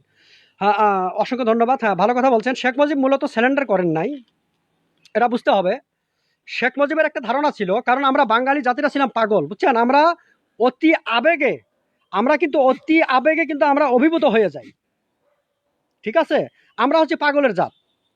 কারণ 7ই মার্চ 1971 7ই মার্চ আন্তর্জাতিক রেসকোর্স ময়দানে শেখ মুজিবুর রহমান যে ভাষণটা দিয়েছিলেন, যে আজকের সংগ্রাম মুক্তির সংগ্রাম, আজকের সংগ্রাম স্বাধীনতার সংগ্রাম, যার হাতে যা আছে নিয়ে নেমে পড়ুন। তো আমরা কিন্তু একটু ভাবি নাই যে লাঠি সোটা দিয়ে কখনো যুদ্ধের অস্ত্র কিন্তু লাঠি সোটা নয়, তাই কি না? যুদ্ধের অস্ত্র লাঠি নয়, যুদ্ধের অস্ত্র বটি নয়। তো শেখ মুজিব কি বলছিলেন? যে লাঠি সোটা নিয়ে আপনারা রাস্তায় নেমে পড়ুন। তো আমরা বাঙালিরা কোনো চিন্তা ভাবনা না করে কিন্তু তার ডাকে সাড়া দিয়ে আমরা রাস্তায় নেমেছিলাম। তো রাস্তায় নামার পর এখন শেখ মুজিব ভয় পেয়ে গেল, সর্বনাশ, এখন যেহেতু বাংলাদেশের জনগণ রাস্তায় নেমে গেছে আমার ওই ডাকের ওপর, তাহলে এখানে তো পরিস্থিতি তো খারাপ হবে। তো এখন কি করা যায়? অন্তত আমার আত্মটা আমি রক্ষা করি। মূলত শেখ মুজিব 1971 যে পাকিস্তান গিয়েছিলেন, মূলত তার আত্মরক্ষার জন্যই কিন্তু সে পাকিস্তান গিয়েছিলেন। সে নিজে বাঁচার জন্য, মুজিব বাঁচার জন্যই সে কিন্তু ওই দিন পাকিস্তান গিয়েছিল। তো এটা এই সত্য কথাগুলি কয়জনে বলে? এগুলি বলতে হবে, কারণ আজকে বাংলাদেশে ইতিহাস বিকৃত করা হচ্ছে। ইতিহাস বিকৃত করা হচ্ছে, 1971-এর ইতিহাস বিকৃত করা হচ্ছে। কেন ইতিহাস বিকৃত করা হবে? ইতিহাস বিকৃত করার কোনো সুযোগ নেই, কোনো সুযোগ নেই। সত্য বলতে গিয়ে যদি মৃত্যুবরণ করতে হয়, আলহামদুলিল্লাহ মৃত্যুবরণ করব, কিন্তু সত্য যেটা সত্য সেটা সত্যই। আপনারা, আচ্ছা আমি আবারও বলছি, আপনারা যারা আমার ফ্রেন্ড লিস্টের সাথে যাদের অ্যাড নাই, আপনারা ফলো দিয়ে রাখেন। ফলো দিয়ে রাখলে যে কোনো সময় আমি লাইভে আসলে আপনারা কি বলে যে মানে নোটিফিকেশন পাবেন আর কি। আর সবার প্রতি আমার বিনীত অনুরোধ, সবাই লাইভ একটু শেয়ার দেন, সবাই শেয়ার দেন। আমি আমার জীবনের উপর রিস্ক নিয়ে আমি কথাগুলি বলছি আপনাদের সামনে, ঠিক আছে? আমার জীবনের উপর রিস্ক নিয়ে, হ্যাঁ, আমার জীবন বাজি রেখে কিন্তু আমি কথাগুলি বলছি আপনাদের সামনে। তো এই কথাগুলি অনেকে বলবে না, অনেকেই জানে, কিন্তু কথাগুলি বলবে না। কারণ তারা মরণকে ভয় পায়, তারা তাদের জীবনটাকে অত্যন্ত ভালোবাসে, অত্যাধিক ভালোবাসে। তারা দেশকে ভালোবাসে না, তারা দেশকে ভালোবাসে না, তারা তাদের জীবনটাকে অত্যাধিক ভালোবাসে। যার জন্য আজকে আমাদের বাংলাদেশের দেখেন কি পরিস্থিতি। আমি আমি লাইভে একটা কথা বলেছিলাম যে এই যে করোনা ভাইরাসের ছত্রছায়ায় আমাদের বাংলাদেশে মৃত্যুর সংখ্যা মিনিমাম 6 থেকে 7 কোটি মানুষের মৃত্যু হবে। ওই যে গত রমজানে আমরা দেখেছিলাম, গত 2-3 রমজানে আমরা দেখেছিলাম সুডান, ইয়েমেন, হ্যাঁ সুডান, ইয়েমেনে, তারপরে ইথিওপিয়া যে উগ্রতা নেমে এসেছিল। কাউকে কেউ জিজ্ঞাসা করছে যে আপনি আজকে চেহারি খাইছেন কি দিয়ে, তো বলতো কি জানেন, পানি দিয়ে, পানি পান করে চেহারি খাইছি। তো ইফতার করছেন কি দিয়ে, যে ওই শুধু পানি পান করে ইফতারি করেছি। হ্যাঁ, তারপরে সামাজিক যোগাযোগ মাধ্যমে আমরা সবাই দেখেছি সেই ইয়েমেনের পরিস্থিতি, ইয়েমেনের দৃশ্য, সুডানের দৃশ্য, ইথিওপিয়ার দৃশ্য, সেই এলাকার শিশুদের যে দৃশ্য সেগুলি আমরা দেখেছি। আর এখন সেই দিনটা খুব বেশি দেরি নাই, একেবারে অতি নিকটে সেই দৃশ্য এখন এই বাংলাদেশের সেই সমস্ত ছবি, সেই সমস্ত চিত্র সমগ্র পৃথিবী দেখবে। সেই পরিস্থিতিটা স্বয়ং শেখ হাসিনা করে নিছে। কারণ আজকে আপনারা দেখেন এই যে করোনা ভাইরাসের ছত্রছায়ায় আজকে যে বাংলাদেশে এখন পর্যন্ত যে ত্রাণগুলি দেওয়া হচ্ছে, বাংলাদেশে প্রত্যেকটা ত্রাণ কিন্তু দেওয়া হচ্ছে যে তাদের যারা সমর্থক গোষ্ঠী আছে তাদেরকেই কিন্তু ত্রাণ দেওয়া হচ্ছে।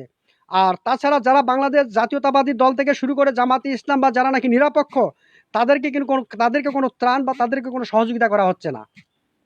তাহলে ইতিমধ্যে তারা কিন্তু মনে করেন যে অর্ধেক মরা, 50% কিন্তু তারা মরে গেছে। 50% বডি, 50% বডি ইতিমধ্যেই কিন্তু মনে করেন যে ডেট হয়ে গেছে। ঠিক আছে, তো কাজে আমি যে কথাটা বলছি সেটা হলো, আসুন মৃত্যুর আগে লড়ে মরতে শিখি। আমরা কিভাবে মরতে হয় সেই মৃত্যুটা আমরা শিখে মরি। তার সেই মরণের স্বাদটাই আলাদা থাকবে। আমরাও মরবো, ইতিহাসও হবে।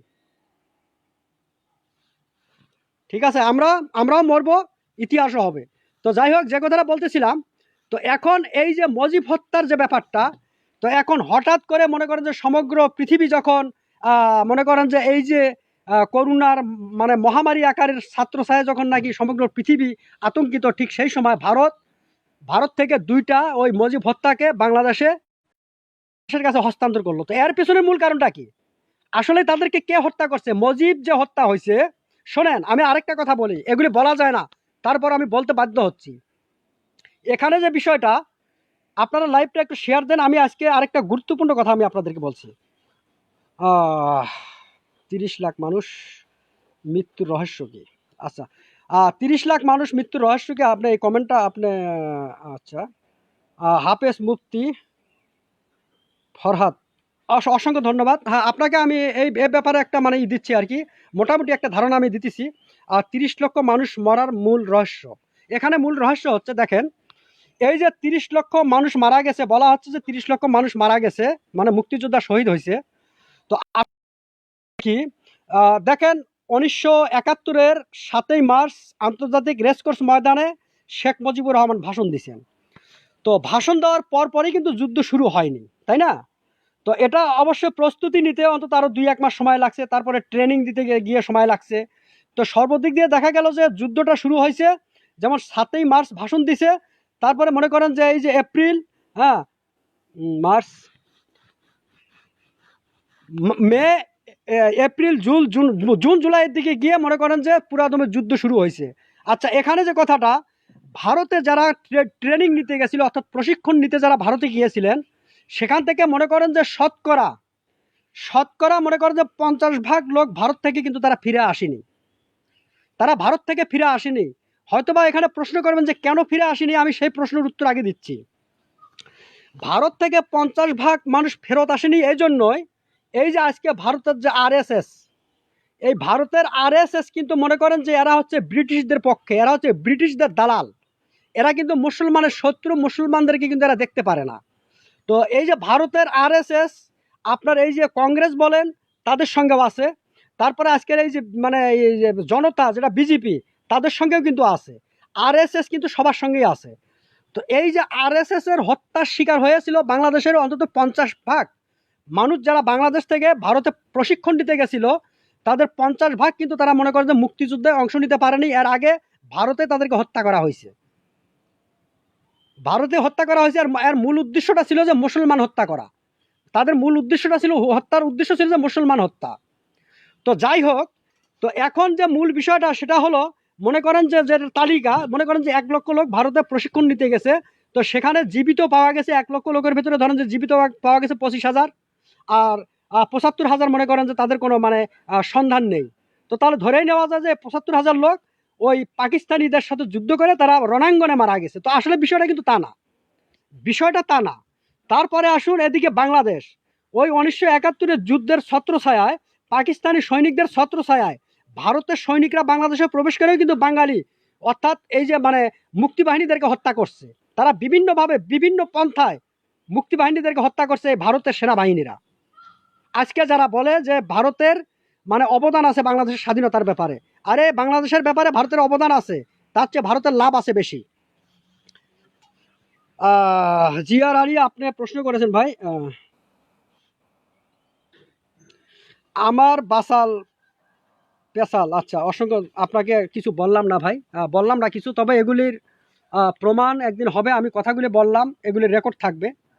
রেকর্ড তো অনেকে করে রাখতেছেন, রেকর্ড থাকবে। হয়তো বা সেদিন আমি থাকবো না, সেদিন হয়তো বা আমি থাকবো না, কিন্তু এই রেকর্ডগুলি থাকবে আর প্রমাণটাও হবে। সেদিন প্রমাণও হবে, আল্লাহ যদি বাঁচায় হয়তো বা দেখতে পারবেন সেদিন প্রমাণটা হবে। তো যাই হোক, তো আর তারপরে যে কথাটা বলতেছিলাম, এই যে মুক্তিবাহিনী 30 লক্ষ মুক্তিবাহিনী যদি মারা গিয়ে থাকে, মনে করেন যুদ্ধ সর্বমোট যুদ্ধ হয়েছে 7.5 মাস, মোটামুটি 7.5 মাস। তাহলে 7.5 মাস যদি যুদ্ধ হয়ে থাকে, তাহলে এই 30 লক্ষ মুক্তিযোদ্ধা যদি শহীদ হয়ে থাকে, তাহলে মাসে 30 লক্ষ শহীদ যদি মনে করেন যে প্রাণ দিয়ে থাকে, তাহলে মাসে 4 লক্ষ, মাসে 4 লক্ষ মানুষ শহীদ হয়েছে মুক্তিযোদ্ধা। তাহলে এটা কি বিশ্বাসযোগ্য যে 1 মাসে 4 লক্ষ মানুষ মানে যুদ্ধক্ষেত্রে প্রাণ দেয়? যে কোনো দেশে যদি 4 লক্ষ মানুষ 1 মাসে যদি প্রাণ দেয়, তাহলে সেই দেশ কি কোনোদিন স্বাধীন হতে পারে বলেন? সেই দেশ কি কোনোদিন যুদ্ধে জয় হতে পারে? জয় হতে পারে না। যদি প্রকৃতপক্ষে যদি 30 লক্ষ মানুষ যদি মনে করেন যে মুক্তিযুদ্ধে প্রাণ দিয়ে থাকে, তাহলে মাসে ধরেন 4 লক্ষ, 4 লক্ষ মানুষ মাসে মাসে প্রাণ দিছে। তো আসলে এগুলি হচ্ছে একটা ফ্যাক্ট নিউজ, ভুয়া নিউজ। কারণ এই মুক্তিযোদ্ধার পেছনের যে মানে অর্থাৎ বাংলাদেশ স্বাধীনতার পেছনেও কিন্তু তাদের একটা মিথ্যা ষড়যন্ত্র আছে। এই যে শেখ মুজিবের, সেখানে কিন্তু সে একটা মিথ্যার আশ্রয় নিছে। তো কাজেই এদের যে এই মিথ্যাচারী, এটা কিন্তু তাদের প্রত্যেকটা জায়গায় তাদের কিন্তু মিথ্যাচারী, প্রত্যেকটা জায়গায় তাদের মিথ্যাচারী। তো এগুলি প্রমাণ একদিন হবে, হ্যাঁ প্রমাণ একদিন হবে। তবে যে কথাটা আমি বলতেছিলাম, তো এই যে আজকে হঠাৎ করে মনে করেন যে এই যে দুইটা যুদ্ধ মানে দুইটা শেখ মুজিব হত্যাকারীকে ভারত থেকে বাংলাদেশে পাঠাইছে, তো তাহলে নিশ্চয়ই এখান থেকে একটা কথা নিশ্চয়ই বোঝা যায় যে শেখ মুজিবকে যে হত্যা করা হয়েছে এর পেছনে ভারতের মদত ছিল, ভারতের মদতেই শেখ মুজিবকে হত্যা করা হয়েছে। যদি তাই না থাকতো, তাহলে শেখ মুজিবকে যদি তারা পীর মানতো ভারত, তাহলে আমার প্রশ্ন, জাতির প্রশ্ন, তাহলে এই যে বৎসরের পর বৎসর মুজিবের দুইটা হত্যাকারী কিভাবে ভারতের ভিতরে থাকতে পারতো না। কারণ ভারত সরকারই তাদেরকে আশ্রয় দিছে, ভারত সরকার তাদেরকে আশ্রয় দিছে তাদের স্বার্থের জন্য। আর আজকে এই যে করোনা ভাইরাসের ছত্রছায়ায় এই দুই মানে শেখ মুজিবের হত্যাকারী যে আজকে বাংলাদেশের কাছে হস্তান্তর করা হইতেছে, এর পিছনেও ভারতের একটা বৃহৎ স্বার্থ আছে। বৃহৎ স্বার্থের জন্য তাদেরকে বাংলাদেশের কাছে হস্তান্তর করা হইতেছে। রাতের তারা অসংখ্য ধন্যবাদ। আওয়ামী লীগ কুত্তার বাচ্চা কই, এখন কিছু বললো না।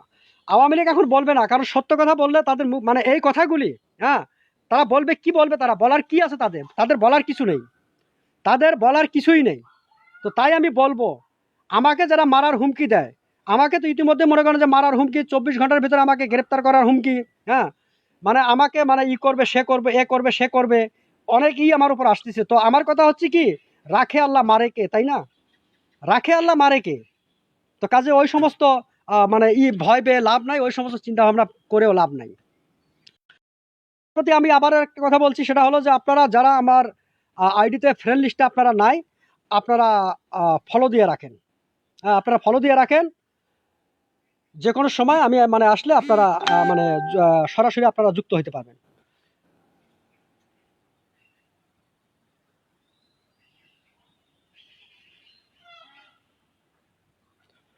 মাইনুদ্দিন জামির, আচ্ছা মাইনুদ্দিন জামির, আপনি একটা প্রশ্ন করেছেন যে এই রকমের পাগলা আসে কোথা থেকে। হ্যাঁ ভাই, পাগলা, সত্য কথা বললে পাগলা।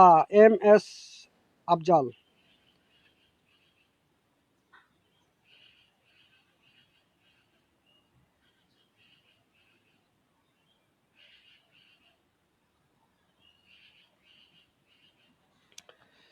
শুধু ভারত 150টি ট্রাঙ্কে নিয়ে যায় নাই ভাই। স্বাধীনতার পর ভারত শুধু বাংলাদেশ থেকে 150টি ট্রাঙ্কে নিয়ে যায়নি, বহুত বহুত কিছু নিয়ে গেছে, বহুত কোম্পানি নিয়ে গেছে। যে তিব্বতের মতো একটা কোম্পানি, তিব্বতের মতো একটা কোম্পানিকে পর্যন্ত তারা নিয়ে গেছে, তারা বহুত কিছু নিয়ে গেছে। এখানে ভারতের যে একটা স্বার্থ ছিল, বাংলাদেশ স্বাধীনতার বাংলাদেশের ব্যাপার নিয়ে তাদের যে একটা স্বার্থ ছিল, তাদের মূল উদ্দেশ্য ছিল কি জানেন? তাদের মূল উদ্দেশ্য ছিল যে এই যে বাংলাদেশটা স্বাধীন করে দেওয়ার নাম দিয়ে মানে তারা বাংলাদেশটাকে লুট করবে, বাংলাদেশটাকে লুট করবে, আরেকদিকে মনে করেন যে বাংলাদেশের মুসলমানদেরকে তারা হত্যা করবে। এটাই ছিল তাদের মূল উদ্দেশ্য, এটাই কিন্তু মূলত তাদের মূল উদ্দেশ্য ছিল। তা না হলে এই যে বলুন যে 30 লক্ষ মানুষ যে মানে শহীদ হয়েছে, মুক্তিযোদ্ধায় প্রাণ দিছে, এটা তো কোনো গাঁজাখোরও বিশ্বাস করবে না। ভালো মানুষ তো দূরে থাকলো, কোনো গাঁজাখোর যে গাঁজা খায় সেও বিশ্বাস করবে না। তাহলে 30 লক্ষ মানুষ যদি প্রাণ দিয়ে থাকে মুক্তিযোদ্ধা মানে মুক্তিযোদ্ধা, তাহলে একটা জিনিস জেনে রাখবেন, 15 লক্ষ মানুষ ভারতে মারা গেছে। ভারত সরকার যখন ওই যে মানে প্রশিক্ষণ দিতে গেছে ভারতে, ওই প্রশিক্ষণ দিতে গেছে মনে করেন যে 200, পাঠাইছে 100, আর মেরে ফেলছে 100 ভারত। কারণ মারা ফেলার মানে মেরে ফেলানোর উদ্দেশ্যটা হলো মুসলমান। আমি দুঃখিত আপনাদের কাছে, আমি কমেন্ট পড়তে পারছি না, কারণ অনেক কমেন্ট আসছে তো।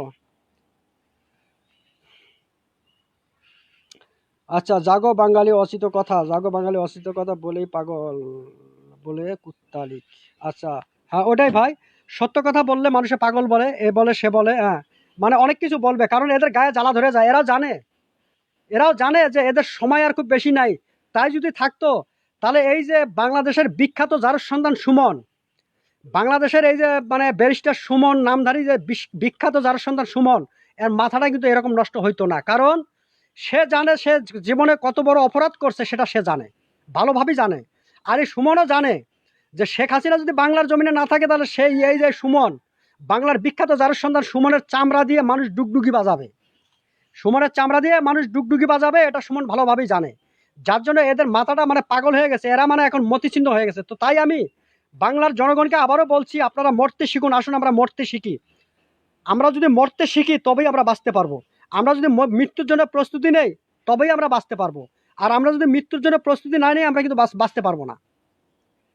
এই যে করোনা ভাইরাস, আজকে দেখেন, এই যে মনে করেন যে এই যে কি ওলামা জোবায়ের আহমেদ আনসারির জানাজার নামাজ নিয়ে যে এত কটূক্তি করা হয়, তারপরে আপনার এই যে মসজিদে নামাজ পড়া নিয়ে, জুমার নামাজ পড়া নিয়ে যে এত কিছু করা হয়, দেখেন তো এই যে বেতন, শ্রমিকদের বেতন দেওয়া হচ্ছে না, হাজার হাজার মানুষ সেখানে মনে করেন যে তারা প্রতিবাদ করতেছে, তাহলে এটা কি হচ্ছে? তা এগুলি কিন্তু মনে করেন যে তারা বলে না, এগুলি নিয়ে তাদের মাথা ব্যথা নাই। তাহলে মূল এই যে করোনা ভাইরাসের সংক্রমণ কার মদতে ঘটছে? স্বয়ং শেখ হাসিনাই এটা ঘটাচ্ছে। শেখ হাসিনা চাইতেছে যে করোনা ভাইরাসে আক্রান্ত হয়ে বাংলাদেশের 18 কোটি জনতার ভিতরে যদি 15 কোটি জনতা মারা যায়, তাহলে এটা শেখ হাসিনার জন্য ভালো। কেমন ভালো জানেন? শেখ হাসিনার পক্ষে কথা বলার মতো, শেখ হাসিনার বিপক্ষে কথা বলার মতো কোনো লোক থাকবে না, লোক থাকলেও শক্তি থাকবে না। যার জন্য এটা পরিকল্পিতভাবে পরিকল্পিতভাবে এই শেখ হাসিনার পক্ষ থেকে সমগ্র বাংলাদেশে করোনা ভাইরাসের সংক্রমণটা ঘটিয়ে দেওয়া হচ্ছে। হ্যাঁ, সংক্রমণটা ঘটিয়ে দেওয়া হচ্ছে। আবার এখানে ভারতেরও একটা মানে মানে আছে আর কি, ভারতেরও ষড়যন্ত্র আছে। সব কিছু মিলিয়ে আজকে যারা দাবি করতেছে, হ্যাঁ, যে মুসল্লিরা করোনা ভাইরাস করতেছে, তারপরে বিএনপি জামাতকে দোষারোপ করা হচ্ছে, আসলে বিষয়টা তা না। স্বয়ং শেখ হাসিনাই সমগ্র বাংলাদেশে করোনা ভাইরাস, তার নেতৃত্বে করোনা ভাইরাসের সংক্রমণ ঘটছে বর্তমানে বাংলাদেশে। শেখ হাসিনা চাচ্ছে বাংলাদেশে একটা মহামারী হোক, বাংলাদেশে একটা মহামারী আকার ধারণ করলে শেখ হাসিনার বিচার হবে না। এটাই তো শেখ হাসিনা চাচ্ছে, কথা বুঝতে পারছেন? এটা দীর্ঘদিনের, শেখ হাসিনার এটা দীর্ঘদিনের প্রত্যাশা। কারণ শেখ হাসিনা যে অপরাধ করছে বাংলার জমিনে, বাংলার মাটিতে শেখ হাসিনা যে অপরাধগুলি করছে, শেখ হাসিনা জানে যে শেখ হাসিনার ক্ষমা নেই। এটা শেখ হাসিনা খুব ভালোভাবেই জানে। শুধু শেখ হাসিনা না, শেখ হাসিনার যারা অনুসারী প্রত্যেকটা ব্যক্তি জানে যে তাদের ক্ষমা নেই, তাদের ক্ষমা কখনো হবে না। যার জন্য মনে করেন যে তারা আজকে বাংলাদেশের মানুষকে মানে কিভাবে তারা হত্যা করবে, এটাই হচ্ছে তাদের মূল টার্গেট, বা এটাই তাদের মূল ষড়যন্ত্র। এছাড়া এদের সবসময় একটাই চিন্তা যে বাংলাদেশের জনগণকে কিভাবে হত্যা করা যায়। অর্থাৎ বাংলাদেশের 100 ভাগ মানুষের ভিতরে 90 ভাগ মানুষকে কিভাবে মারা যায়, এটাই হচ্ছে তাদের মানে সবসময় তারা মানে 24 আওয়ার তারা এই ধরনের চিন্তা ভাবনাটাই তারা বেশি করে।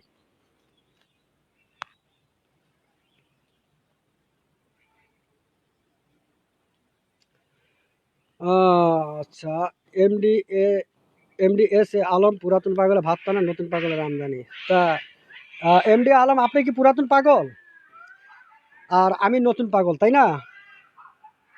পুরাতন পাগল তো অনেক খাইছেন, আর কত, 12 বছর তো খুব খাইলেন, তাই না? মানুষেরটা লুটপাট করে চুরিদারি করে তারপরে মনে করেন যে মানুষকে কুপিয়ে মানুষকে হত্যা করে তারপরে ধর্ষণ করে অনেক খাইছেন, আর কত? তো এখন নতুন পাগল হবে না? নতুন পাগল হবে। হ্যাঁ, তো নতুন পাগল হওয়ার আগে আপনারা সরে যান। আর নতুন পাগল যদি একবার আপনাদেরকে চেপে ধরে না, আপনাদের অবস্থা খারাপ। আপনাদের মতো ব্যক্তিদের অবস্থা খারাপ হয়ে যাবে, তখন আর নিঃশ্বাস নিতে পারবেন না, কাপড় পরার সময় পাবেন না। বুঝতে পারছেন? ওই ইজ্জত, আপনাদের ইজ্জত বাংলাদেশের 16 কোটি 18 কোটি মানুষ দেখবে। আপনারা যে আপনাদের ইজ্জত মানে ইজ্জত বের করে যখন আপনারা দৌড়াইবেন জীবন বাঁচানোর তাগিদে, সারা পৃথিবী দেখবে আপনাদের ওই ইজ্জত। বুঝতে পারছেন? ওই দিন আপনাদের এই ইজ্জত সারা পৃথিবী দেখবে। আর তখন আপনারা বলবেন যে সর্বনাশ, নতুন পাগলে কি করতেছে, কি করছে নতুন পাগলে। তখন আপনারা বুঝবেন, এর আগে বুঝবেন না। আমরা নতুন পাগল না, আমরা পুরাতন পাগল। আমরা পুরাতন পাগল, তবে আমরা ওই চুরি চামারি ছেঁচড়ামি, চুরি বাটপারি ধর্ষণ খুন রাহাজানি এগুলি করি না, এগুলি সমর্থন করি না। যারা জারজ লীগ, যারা বদমাইশ লীগ, যারা কুকুর লীগ আমি বলবো না, যারা জারজ লীগ তারাই এগুলি সমর্থন করে, তারাই এগুলি করে।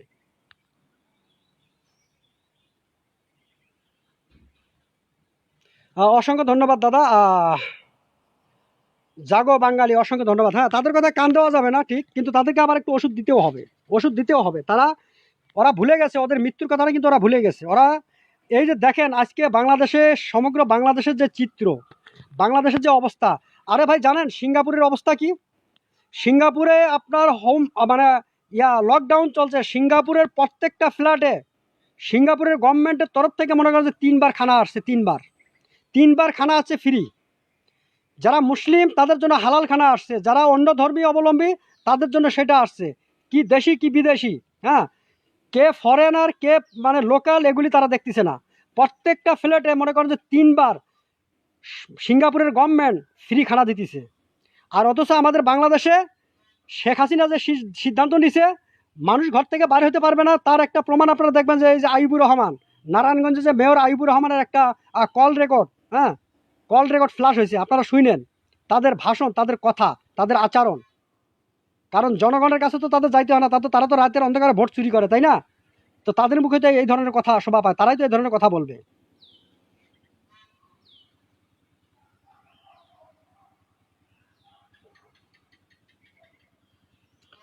আচ্ছা, এমনি জাকের মেয়ে এমন সত্য কথা কেন না? তো এই হচ্ছে বর্তমান বাংলাদেশের পরিস্থিতি। তো আমি যে কথাটা বলতেছি সেটা হলো যে এখনই একটা কিছু বাংলাদেশে করতে হবে। কারণ আপনারা দেখবেন যে এই যে বাংলাদেশের বিখ্যাত জারজ সন্তান সুমন, বাংলাদেশের বিখ্যাত জারজ সন্তান সুমন কিন্তু মাজা বেঁধে লেগে গেছে, ঠিক আছে? মাজা বেঁধে লেগে গেছে, কিন্তু তারা করোনা মরোনা মানতেছে না, করোনা ভাইরাসের দিকে তারা তাকাইতেছে না। তাদের রাজনীতি কিন্তু থেমে নেই, তাদের রাজনীতি থেমে নেই। তো কাজে আমি মনে করি যে বাংলাদেশের জনগণের প্রতিবাদ কেন থেমে থাকবে, কেন থেমে থাকবে প্রতিবাদ? অনেকেই আবার কমেন্ট করে উইল উইল কাম মি, আচ্ছা উইল কাম মামা, ওয়েলকাম মামা, অসংখ্য ধন্যবাদ। কে লেখছে? মেঘলা আকাশ, মেঘলা আকাশ, অসংখ্য ধন্যবাদ। তো এই হচ্ছে মানে ওদের যেই মানে ওদের কর্মকাণ্ড থেমে নেই, ওদের রাজনীতি থেমে নেই, ওরা কিভাবে জীবন বাঁচাবে, হ্যাঁ, এই চেষ্টা কিন্তু ওরা করেই যাচ্ছে। তা আমরা কেন চুপ থাকবো? আমাদের চুপ থাকার কোনো যুক্তি আছে? অনেকে কমেন্ট করে যে এই মহামারীর ভিতরে আপনারা এগুলি কি শুরু করছেন। আরে মহামারীর ভিতরে তো মহামারী ঘটাইতে হবে, পানি ঘোলা করে তো মাছ শিকার করতে হবে নাকি? মাছ তো ঘোলা পানিতে শিকার করতে হবে, পরিষ্কার পানিতে তো মাছ শিকার করা যাবে না। এখন পানি ঘোলা, ঠিক আছে, পানি ঘোলা, এখন ঘোলা পানিতে মাছ শিকার করতে হবে। তো আমি যেটা বলছি যে এখনই বাংলাদেশে মনে করেন যে এই করোনা ভাইরাস এবং এই লিগ ভাইরাস, এই দুইটার সঙ্গে একসঙ্গে মোকাবেলা করতে হবে। আর আমি একটা জিনিস মনে করি যে লিগ ভাইরাসের সঙ্গে মোকাবেলা করলে করোনা ভাইরাসের থেকে আল্লাহ পাক এমনিই আমাদেরকে রক্ষা করবে।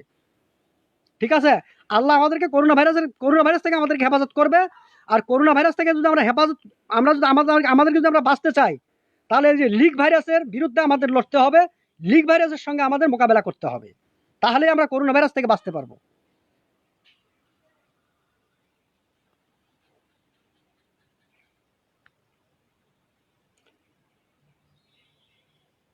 একরামুল হক, আচ্ছা একরামুল হক জুতা মিন্টুকে মারো। আপনারা আমি আবারও বলছি, যারা আমার ফ্রেন্ড লিস্টে নাই আপনারা ওই ফলো দেন, ফলো দিলে মনে করেন সরাসরি আপনারা যুক্ত হতে পারবেন। নাইস ভাইয়া, অসংখ্য ধন্যবাদ।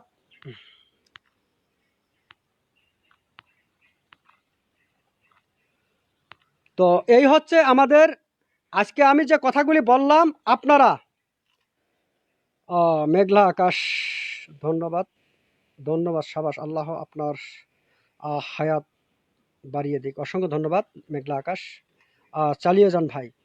তো এই জন্য আমি বলতে চাই, বাংলার জনগণকে বলতে চাই, আমি আবারও ওই কথাটা বলতে চাই, হ্যাঁ, জাগো বাংলার জনতা, জাগো বাংলার জনতা, হই আমরা একতা, হাতে আমরা রেখে হাত, ক্ষুধার্ত পেটে পাথর বেঁধে অন্যায়ের বিরুদ্ধে আমরা করে যাই আমরা প্রতিবাদ। ঠিক আছে, আবারও বলছি, জাগো বাংলার জনতা, হই সবাই একতা, হাতে আমরা রেখে হাত, ক্ষুধার্ত পেটে বেঁধে পাথর, অন্যায়ের বিরুদ্ধে আমরা করে যাই প্রতিবাদ।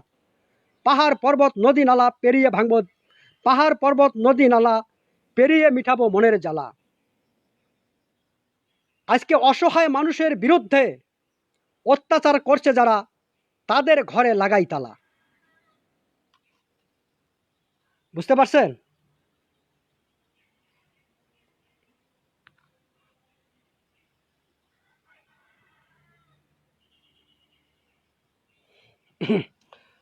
আচ্ছা, কি মিনহাজ উদ্দিন ভাই আপনি লিখেছেন, ভাই আপনি অ্যারেস্ট হয়ে যাবেন না তো? ভাই আমি অ্যারেস্ট হয়ে গেলেও করার কিছু নাই, আপনারা আছেন তো, হ্যাঁ, হয়ে যেতেও পারি, অ্যারেস্ট হয়ে যেতে পারি, কারণ অ্যারেস্ট হলেও আমাকে নিয়ে আমি চিন্তা করি না, কারণ সত্য কথাগুলি বলতে হবে, প্রতিবাদ করতে হবে। প্রতিবাদ যদি আমরা যদি থেমে যাই, হ্যাঁ, আমরা থেমে গেলে আমাদের সমস্যা। আজকে বাংলাদেশের একটা পরিস্থিতি দেখুন, বাংলাদেশে বর্তমান যে দৃশ্য আপনারা দেখুন, এটা আপনারা নিউজে পাইছেন, বিভিন্ন নিউজ পোর্টালে পাইছেন, সেটা হলো যে বাংলাদেশের এক জামাতের নেতা, জামাতে ইসলামের একজন নেতা তার নিজস্ব তহবিল থেকে ত্রাণ গরিব দুঃখীর মাঝে ত্রাণ বিতরণ করার কারণে অপরাধে তাকে গ্রেপ্তার করা হয়েছে।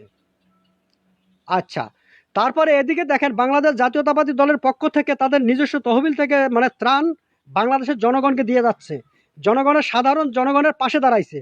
আর আজকে যারা এই ভোট চুরি বা ভোট ডাকাতির মাধ্যমে যারা ক্ষমতায় আছে, এরা কি করছে, এরা স্বয়ং শেখ হাসিনা পর্যন্ত এখন বলছে যে এই যে এত যাবত যে চুরিদারির যে অভিযোগগুলি আসছে, এগুলি তদন্ত করে নাকি ওনারা সব কোনোটা সত্যতা ওনারা পায় নাই, সব নাকি মিথ্যে, হ্যাঁ, সব নাকি মিথ্যে।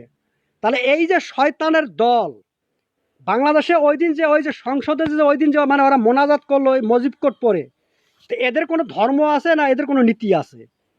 এরা এমনই একটা মানে শয়তানে যখন শয়তানি করে, মানে শয়তানি করার কতকগুলি মনে করেন যে মানে সিস্টেম থাকে, হ্যাঁ, কতগুলি সিস্টেম থাকে, যেমন কার কাছে গিয়ে কিভাবে কোন রূপ ধারণ করে শয়তানি করবে, এই সিস্টেমগুলি কিন্তু শয়তানের ভালোই জানা থাকে। তো শেখ হাসিনারও কিন্তু সেই মানে সিস্টেমটা জানা আছে, মানে কোন সময় কোন রূপ ধারণ করে অভিনয় করতে হবে, শয়তানি করতে হবে, এটা শেখ হাসিনা ভালো জানে। কারণ আমি মাঝে মধ্যে একটা কথা বলি যে শেখ হাসিনা শয়তানি বিষয়ের ওপর সে পিএইচডি করছে, হ্যাঁ, শয়তানি বিষয়ের ওপর সে পিএইচডি করছে। তো কাজে শয়তানির দিক দিয়ে শেখ হাসিনার সাথে পাবে পৃথিবীতে এরকম মানুষ আর নাই। কারণ শেখ হাসিনা হচ্ছে মানে শয়তানি ইউনিভার্সিটির, হ্যাঁ, আমি বলছি যে ইভিলিং ইউনিভার্সিটির প্রফেসর শেখ হাসিনা। তো কাজে পৃথিবীর কারো যদি মনে করেন যে শয়তানের বিষয়ে যদি কেউ যদি মনে করেন যে ডিগ্রি নিতে চায়, কেউ যদি ডক্টরেট করতে চায়, তাহলে সেটা শেখ হাসিনার কাছ থেকে শিখতে হবে, শিখতে হবে। তো কাজেই ওই দিন যে মানে মজিব কোড পরে যে মানে ওই যে সংসদে যে মানে মোনাজাত করলো, মানে আল্লাহর কাছে মানে প্রার্থনা করলো, হ্যাঁ, মানে নাজাত পাওয়ার জন্য, আসলে বিষয়টা কিন্তু তা না। বিষয়টা নাজাত পাওয়ার জন্য নয়, মানে এটা হচ্ছে তাদের একটা নতুন ভণ্ডামি, মানে বাংলাদেশের জাতির বিরুদ্ধে তারা একটা মানে নতুন ষড়যন্ত্র করছে। আর এই ষড়যন্ত্রের মাধ্যমে হয়তো বা বাংলাদেশের মানে মেরুদণ্ডটা তারা ভেঙে দেবে, বাংলাদেশের মেরুদণ্ডের উপর তারা একটা আরেকটা আঘাত করবে। ঠিক আছে, এটাই হচ্ছে তার মানে মূল, যার জন্যই তারা মানে ওই ইয়াটা করছে ওই দিন। চোর যখন চুরি করে, চোর রাতের অন্ধকারে যখন চুরি করে, হ্যাঁ, সেকেন্ডে সেকেন্ডে কয়েক হাজার বার আল্লাহর নাম নেয়, আল্লাহকে স্মরণ করে। বলেন তো, তার মানে কি সে ইমানদার? আসলে সে ইমানদার না, সে আল্লাহকে জপে কেন? যেন সে ধরা না পড়ে। কারণ যদি স্পটে ধরা পড়ে তাহলে পাবলিকের মার, হ্যাঁ, মানে গণপিটুনি, গণপিটুনি থেকে তো আর সে রেহাই পাবে না। তো শেখ হাসিনা হচ্ছে সেই রাতের অন্ধকারের চোর। ঠিক আছে, সে হচ্ছে রাতের অন্ধকারের চোর, যার জন্য ওই চুরির আগে সে মনে করেন যে আল্লাহর নাম জপে, আল্লাহর নাম জপে, আল্লাহকে স্মরণ করে তারপরে সে চুরি করতে নামে। এই হচ্ছে শেখ হাসিনা। তার মানে এটা ভাবার কোনো সুযোগ নেই, হ্যাঁ, যে ও একটা ভালো মানুষ, এটা ভাবার সুযোগ নেই। যারা ভাববে তাদের ইমান থাকবে না, আর যারা ভাববে তারা এটা ভুল ভাববে। কারণ কয়লা আপনি যতই পরিষ্কার করেন, কয়লা কিন্তু কয়লার যে রূপ সেটা কিন্তু কয়লাই বাইর হয়। কয়লার থেকে আপনি অন্য কিছু আশা করতে পারেন না। আপনি যাই দিয়েই কয়লা আপনি পরিষ্কার করেন না কেন, কয়লার থেকে কিন্তু ওই কয়লার রূপেই বের হবে। ঠিক আছে, কয়লা ধুইতে ধুইতে ধুইতে ধুইতে শেষ করবেন, তারপরে কয়লার রূপ ওই কয়লাই। তো শেখ হাসিনা হচ্ছে সেই কয়লা। ওকে আপনারা যাই মানে ও যাই করুক না কেন, ওটা ওর স্বার্থের জন্য করে। যখন ওই যে দেখবেন যে আগে ওই যে তাহাজ্জুদের নামাজের সেজদা, তাহাজ্জুদের নামাজ, তারপরে আপনার এই যে কোরআন শরীফ সামনে নিয়ে ছবি উঠায়, পিক উঠায়, তারপর সামাজিক যোগাযোগ মাধ্যমে ছাড়ে, এগুলি সব হচ্ছে ওর ভণ্ডামি আর শয়তানি। এগুলি সব ওর শয়তানি। ওই যে চুরি করবে, হ্যাঁ, দেশের বিরুদ্ধে, মুসলমানের বিরুদ্ধে মানে ষড়যন্ত্র করবে। ওই আল্লাহর কাছে মনে করেন যে ওই ফেরাউন, হ্যাঁ, ফেরাউন যে নিজেকে আল্লাহ দাবি করছিল, তারপরে ফেরাউন ফেরাউন ফেরাউনের কিন্তু প্রার্থনা করার একটা জায়গা ছিল, জায়গা ছিল। ওই সৃষ্টিকর্তার কাছে কিন্তু ফেরাউন ঠিকই প্রার্থনা করত। ঠিক আছে, তো সেই ফেরাউনের চেয়ে কোনো অংশে কম না শেখ হাসিনা। বুঝতে পারছেন, ফেরাউনের চেয়ে কোনো অংশে কম না শেখ হাসিনা। আজকে যদি ফেরাউন বেঁচে থাকতো, আজকে যদি ফেরাউন বেঁচে থাকতো, তাহলে এই ফেরাউনের পক্ষ থেকে শেখ হাসিনাকে পুরস্কৃত করত। ফেরাউনের পক্ষ থেকে শেখ হাসিনাকে পুরস্কৃত করতো যদি শেখ হাসিনা মানে ফেরাউন যদি জীবিত থাকতো। আচ্ছা, এমনি শামীম হোসাইন আপনি কমেন্ট করেছেন, আপনি কি বিএনপি করেন নাকি জামাত করেন? ভাই, আমি কোনো দল করি না ভাই। আমার দল সবচেয়ে বড় পরিচয় হচ্ছে আমি বাংলাদেশের একজন সাধারণ নাগরিক, আমি বাংলাদেশের একজন জনগণ, আমি বাংলাদেশের অন্যায়ের বিরুদ্ধে কথা বলছি ভাই, অন্যায়ের বিরুদ্ধে আমি কথা বলছি। ঠিক আছে। আচ্ছা, রাকিব আলী হাসান আপনি বলেছেন মোদির বিরুদ্ধে কিছু কথা বলেন। ভাই, মোদির বিরুদ্ধে আজকে না, আরেকদিন ওই ট্রফি নিয়েই একটা আলোচনা হবে। হ্যাঁ, ইনশাল্লাহ আমি আরেকদিন মানে মনে করেন যে মোদির প্রসঙ্গ নিয়ে আমি আরেকটা মানে লাইভ করব, ডিটেলস আমি তুলে ধরার চেষ্টা করব আর কি। আর একটা বিষয় কি জানেন, এই সমস্ত একটা মানে একটা বিষয়ে কথা বলতে গেলে তার প্রস্তুতি নিতে হয়। ঠিক আছে, প্রস্তুতি না নিলে হয় না, প্রস্তুতি থাকা লাগে। তো যাই হোক, ওই ব্যাপারে আমি প্রস্তুতি নেই। তো আশা করি আপনারা মানে যারা যুক্ত আছেন আমার এখানে, সবাই যারা বিশেষ করে যাদের মনে করেন যে ফ্রেন্ড লিস্টে আমার মানে আইডি ফ্রেন্ড লিস্টে নাই, আপনারা সবাই মনে করেন যে এই ফলো দিয়ে রাখেন। ফলো দিয়ে রাখলে আমি লাইভ করলে আর সাথে সাথে সেটা নোটিফিকেশন আপনাদের কাছে যাবে, আপনারা সরাসরি যুক্ত হতে পারবেন আর কি, সরাসরি যুক্ত হতে পারবেন। থ্যাঙ্কস বি। আচ্ছা, কাইয়ুম মিয়া লিখেছেন কথাগুলি ভালো, অসংখ্য ধন্যবাদ। এমডি বাদিউত আপনার সাথে আমি একমত, অসংখ্য ধন্যবাদ। তো কাজেই আমি যে কথাটা বলছি, আসুন আমরা সবাই জেগে উঠি। এই করোনা ভাইরাসের ছত্রছায়ায় যেমন তারা রাজনীতি মানে তাদের রাজনীতি থেমে নেই, তাদের বাঁচার চেষ্টা তারা করে যাইতেছে। আমি মনে করি যে এই করোনার মাঝেও আমাদের দুইটা মোকাবেলা, আমাদের মোকাবেলা দুইটা না, আমাদের মোকাবেলা হচ্ছে একটা, আমাদের মোকাবেলা হচ্ছে অন্যায়ের বিরুদ্ধে মোকাবেলা, আর করোনার থেকে হেফাজত করবে আল্লাহ। হ্যাঁ, আমরা যদি অন্যায়ের বিরুদ্ধে প্রতিবাদ করি, অন্যায়ের বিরুদ্ধে যদি আমরা মোকাবেলা করি, তো এই করোনা ভাইরাস থেকে স্বয়ং আল্লাহ পাক রব্বুল আলামিন আমাদেরকে মুক্ত করবে। আর আমরা যদি মনে করেন যে অন্যায়ের বিরুদ্ধে প্রতিবাদ করতে গিয়ে যদি করোনা ভাইরাসে আক্রান্ত হয়ে মারা যায়, মনে করেন যে সেটাও শহীদ, আর সেটাও হচ্ছে জান্নাতি। তো ভালোটা তো আমরা অবশ্যই চাই, তাই না? তো আসুন, আমার কথা হচ্ছে দল মত নির্বিশেষে এটাই সুযোগ, এটাই সময়। কারণ একটা জিনিস আপনারা দেখুন, বাংলাদেশে তারা যে কিভাবে বাঁচবে তারা কিন্তু তাদের প্রচেষ্টা করেই যাচ্ছে। তারা করোনার অপেক্ষা করছে না। করোনার নামটা কিন্তু তারা ভুলে গেছে, করোনা ভাইরাসের নাম তারা ভুলে গেছে। তাদের বড় ভয় হচ্ছে বাংলাদেশের জনগণ। করোনাকে তারা কতটুকু ভয় পায়, তার চেয়ে বেশি ভয় পায় বাংলাদেশের জনগণকে। যার জন্য বাংলাদেশের জনগণকে মানে তারা মানে শ্বাসরুদ্ধ করে রাখবে, এটাই হচ্ছে তাদের মানে প্রতিনিয়ত এটাই হচ্ছে তাদের মানে মূল মূল মূল রাজনীতি। ঠিক আছে? তো কাজে আমাদেরও এই সুযোগে আমি মনে করি যে এই সুযোগ এটাই হচ্ছে মানে মুখ্য সুযোগ।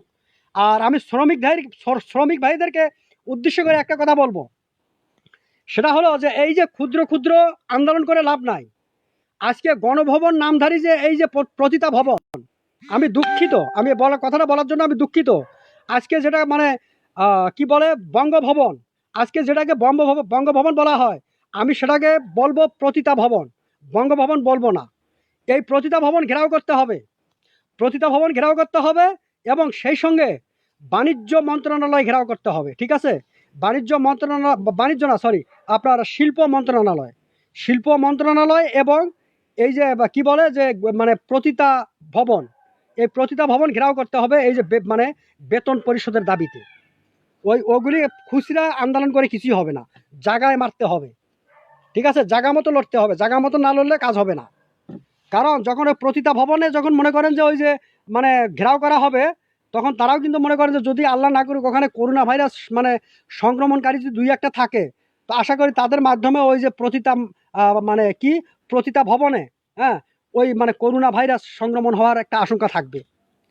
তো কাজেই এগুলি না করে ওই যে মানে ওই মানে কি বলে যে বঙ্গভবন নামধারী যে প্রতিটা ভবন এবং শিল্প মন্ত্রণালয়, এগুলি ঘেরাও করতে হবে। এগুলি ঘেরাও কর্মসূচি নেন, কাজে লাগবে, যেগুলি করলে কাজে লাগবে। ঠিক আছে? যেগুলি করলে কাজে লাগবে সেগুলি করতে হবে। তো যাই হোক প্রিয় বন্ধুরা আমার, আজকে মোটামুটি অনেকক্ষণ কথা বলার, নামাজের সময় হয়ে গেছে। আমি আন্তরিকভাবে দুঃখিত। শান্ত ছেলে। তো আপনারা যে যেখানেই আছেন সুষ্ঠু থাকেন। আর আপনাদের প্রতি আমার বিনীত অনুরোধ থাকবে, আপনারা সবাই লাইভটা শেয়ার দেবেন। সবাই লাইভটা বেশি বেশি শেয়ার দিয়ে আপনারা মানে এটা করবেন আর কি। এটা আপনাদের প্রতি আমার বিনীত অনুরোধ থাকবে। আর আপনারা যারা এখানে আছেন মানে আমার মানে ফেসবুক আইডিতে যাদের ফ্রেন্ড লিস্ট নাই, তো যেহেতু আমার এখানেও মনে করেন যে নাই আর কি, মানে নাই, তো কাজে আপনারা ফলো দিয়ে রাখবেন। ফলো দিয়ে রাখলে পরবর্তী সময়ে আমি লাইভে আসলে তার নোটিফিকেশন আপনারা সরাসরি পাবেন এবং আপনারা সাথে সাথে আমার মানে ইয়ার সাথে যুক্ত হতে পারবেন। তো পরিশেষে আপনারা সবাই সুস্থ থাকেন, ভালো থাকেন এ কামনা করে আপনাদের কাছ থেকে আমি বিদায় নিচ্ছি। আসসালামু আলাইকুম ওয়া রাহমাতুল্লাহি ওয়া বারাকাতুহু।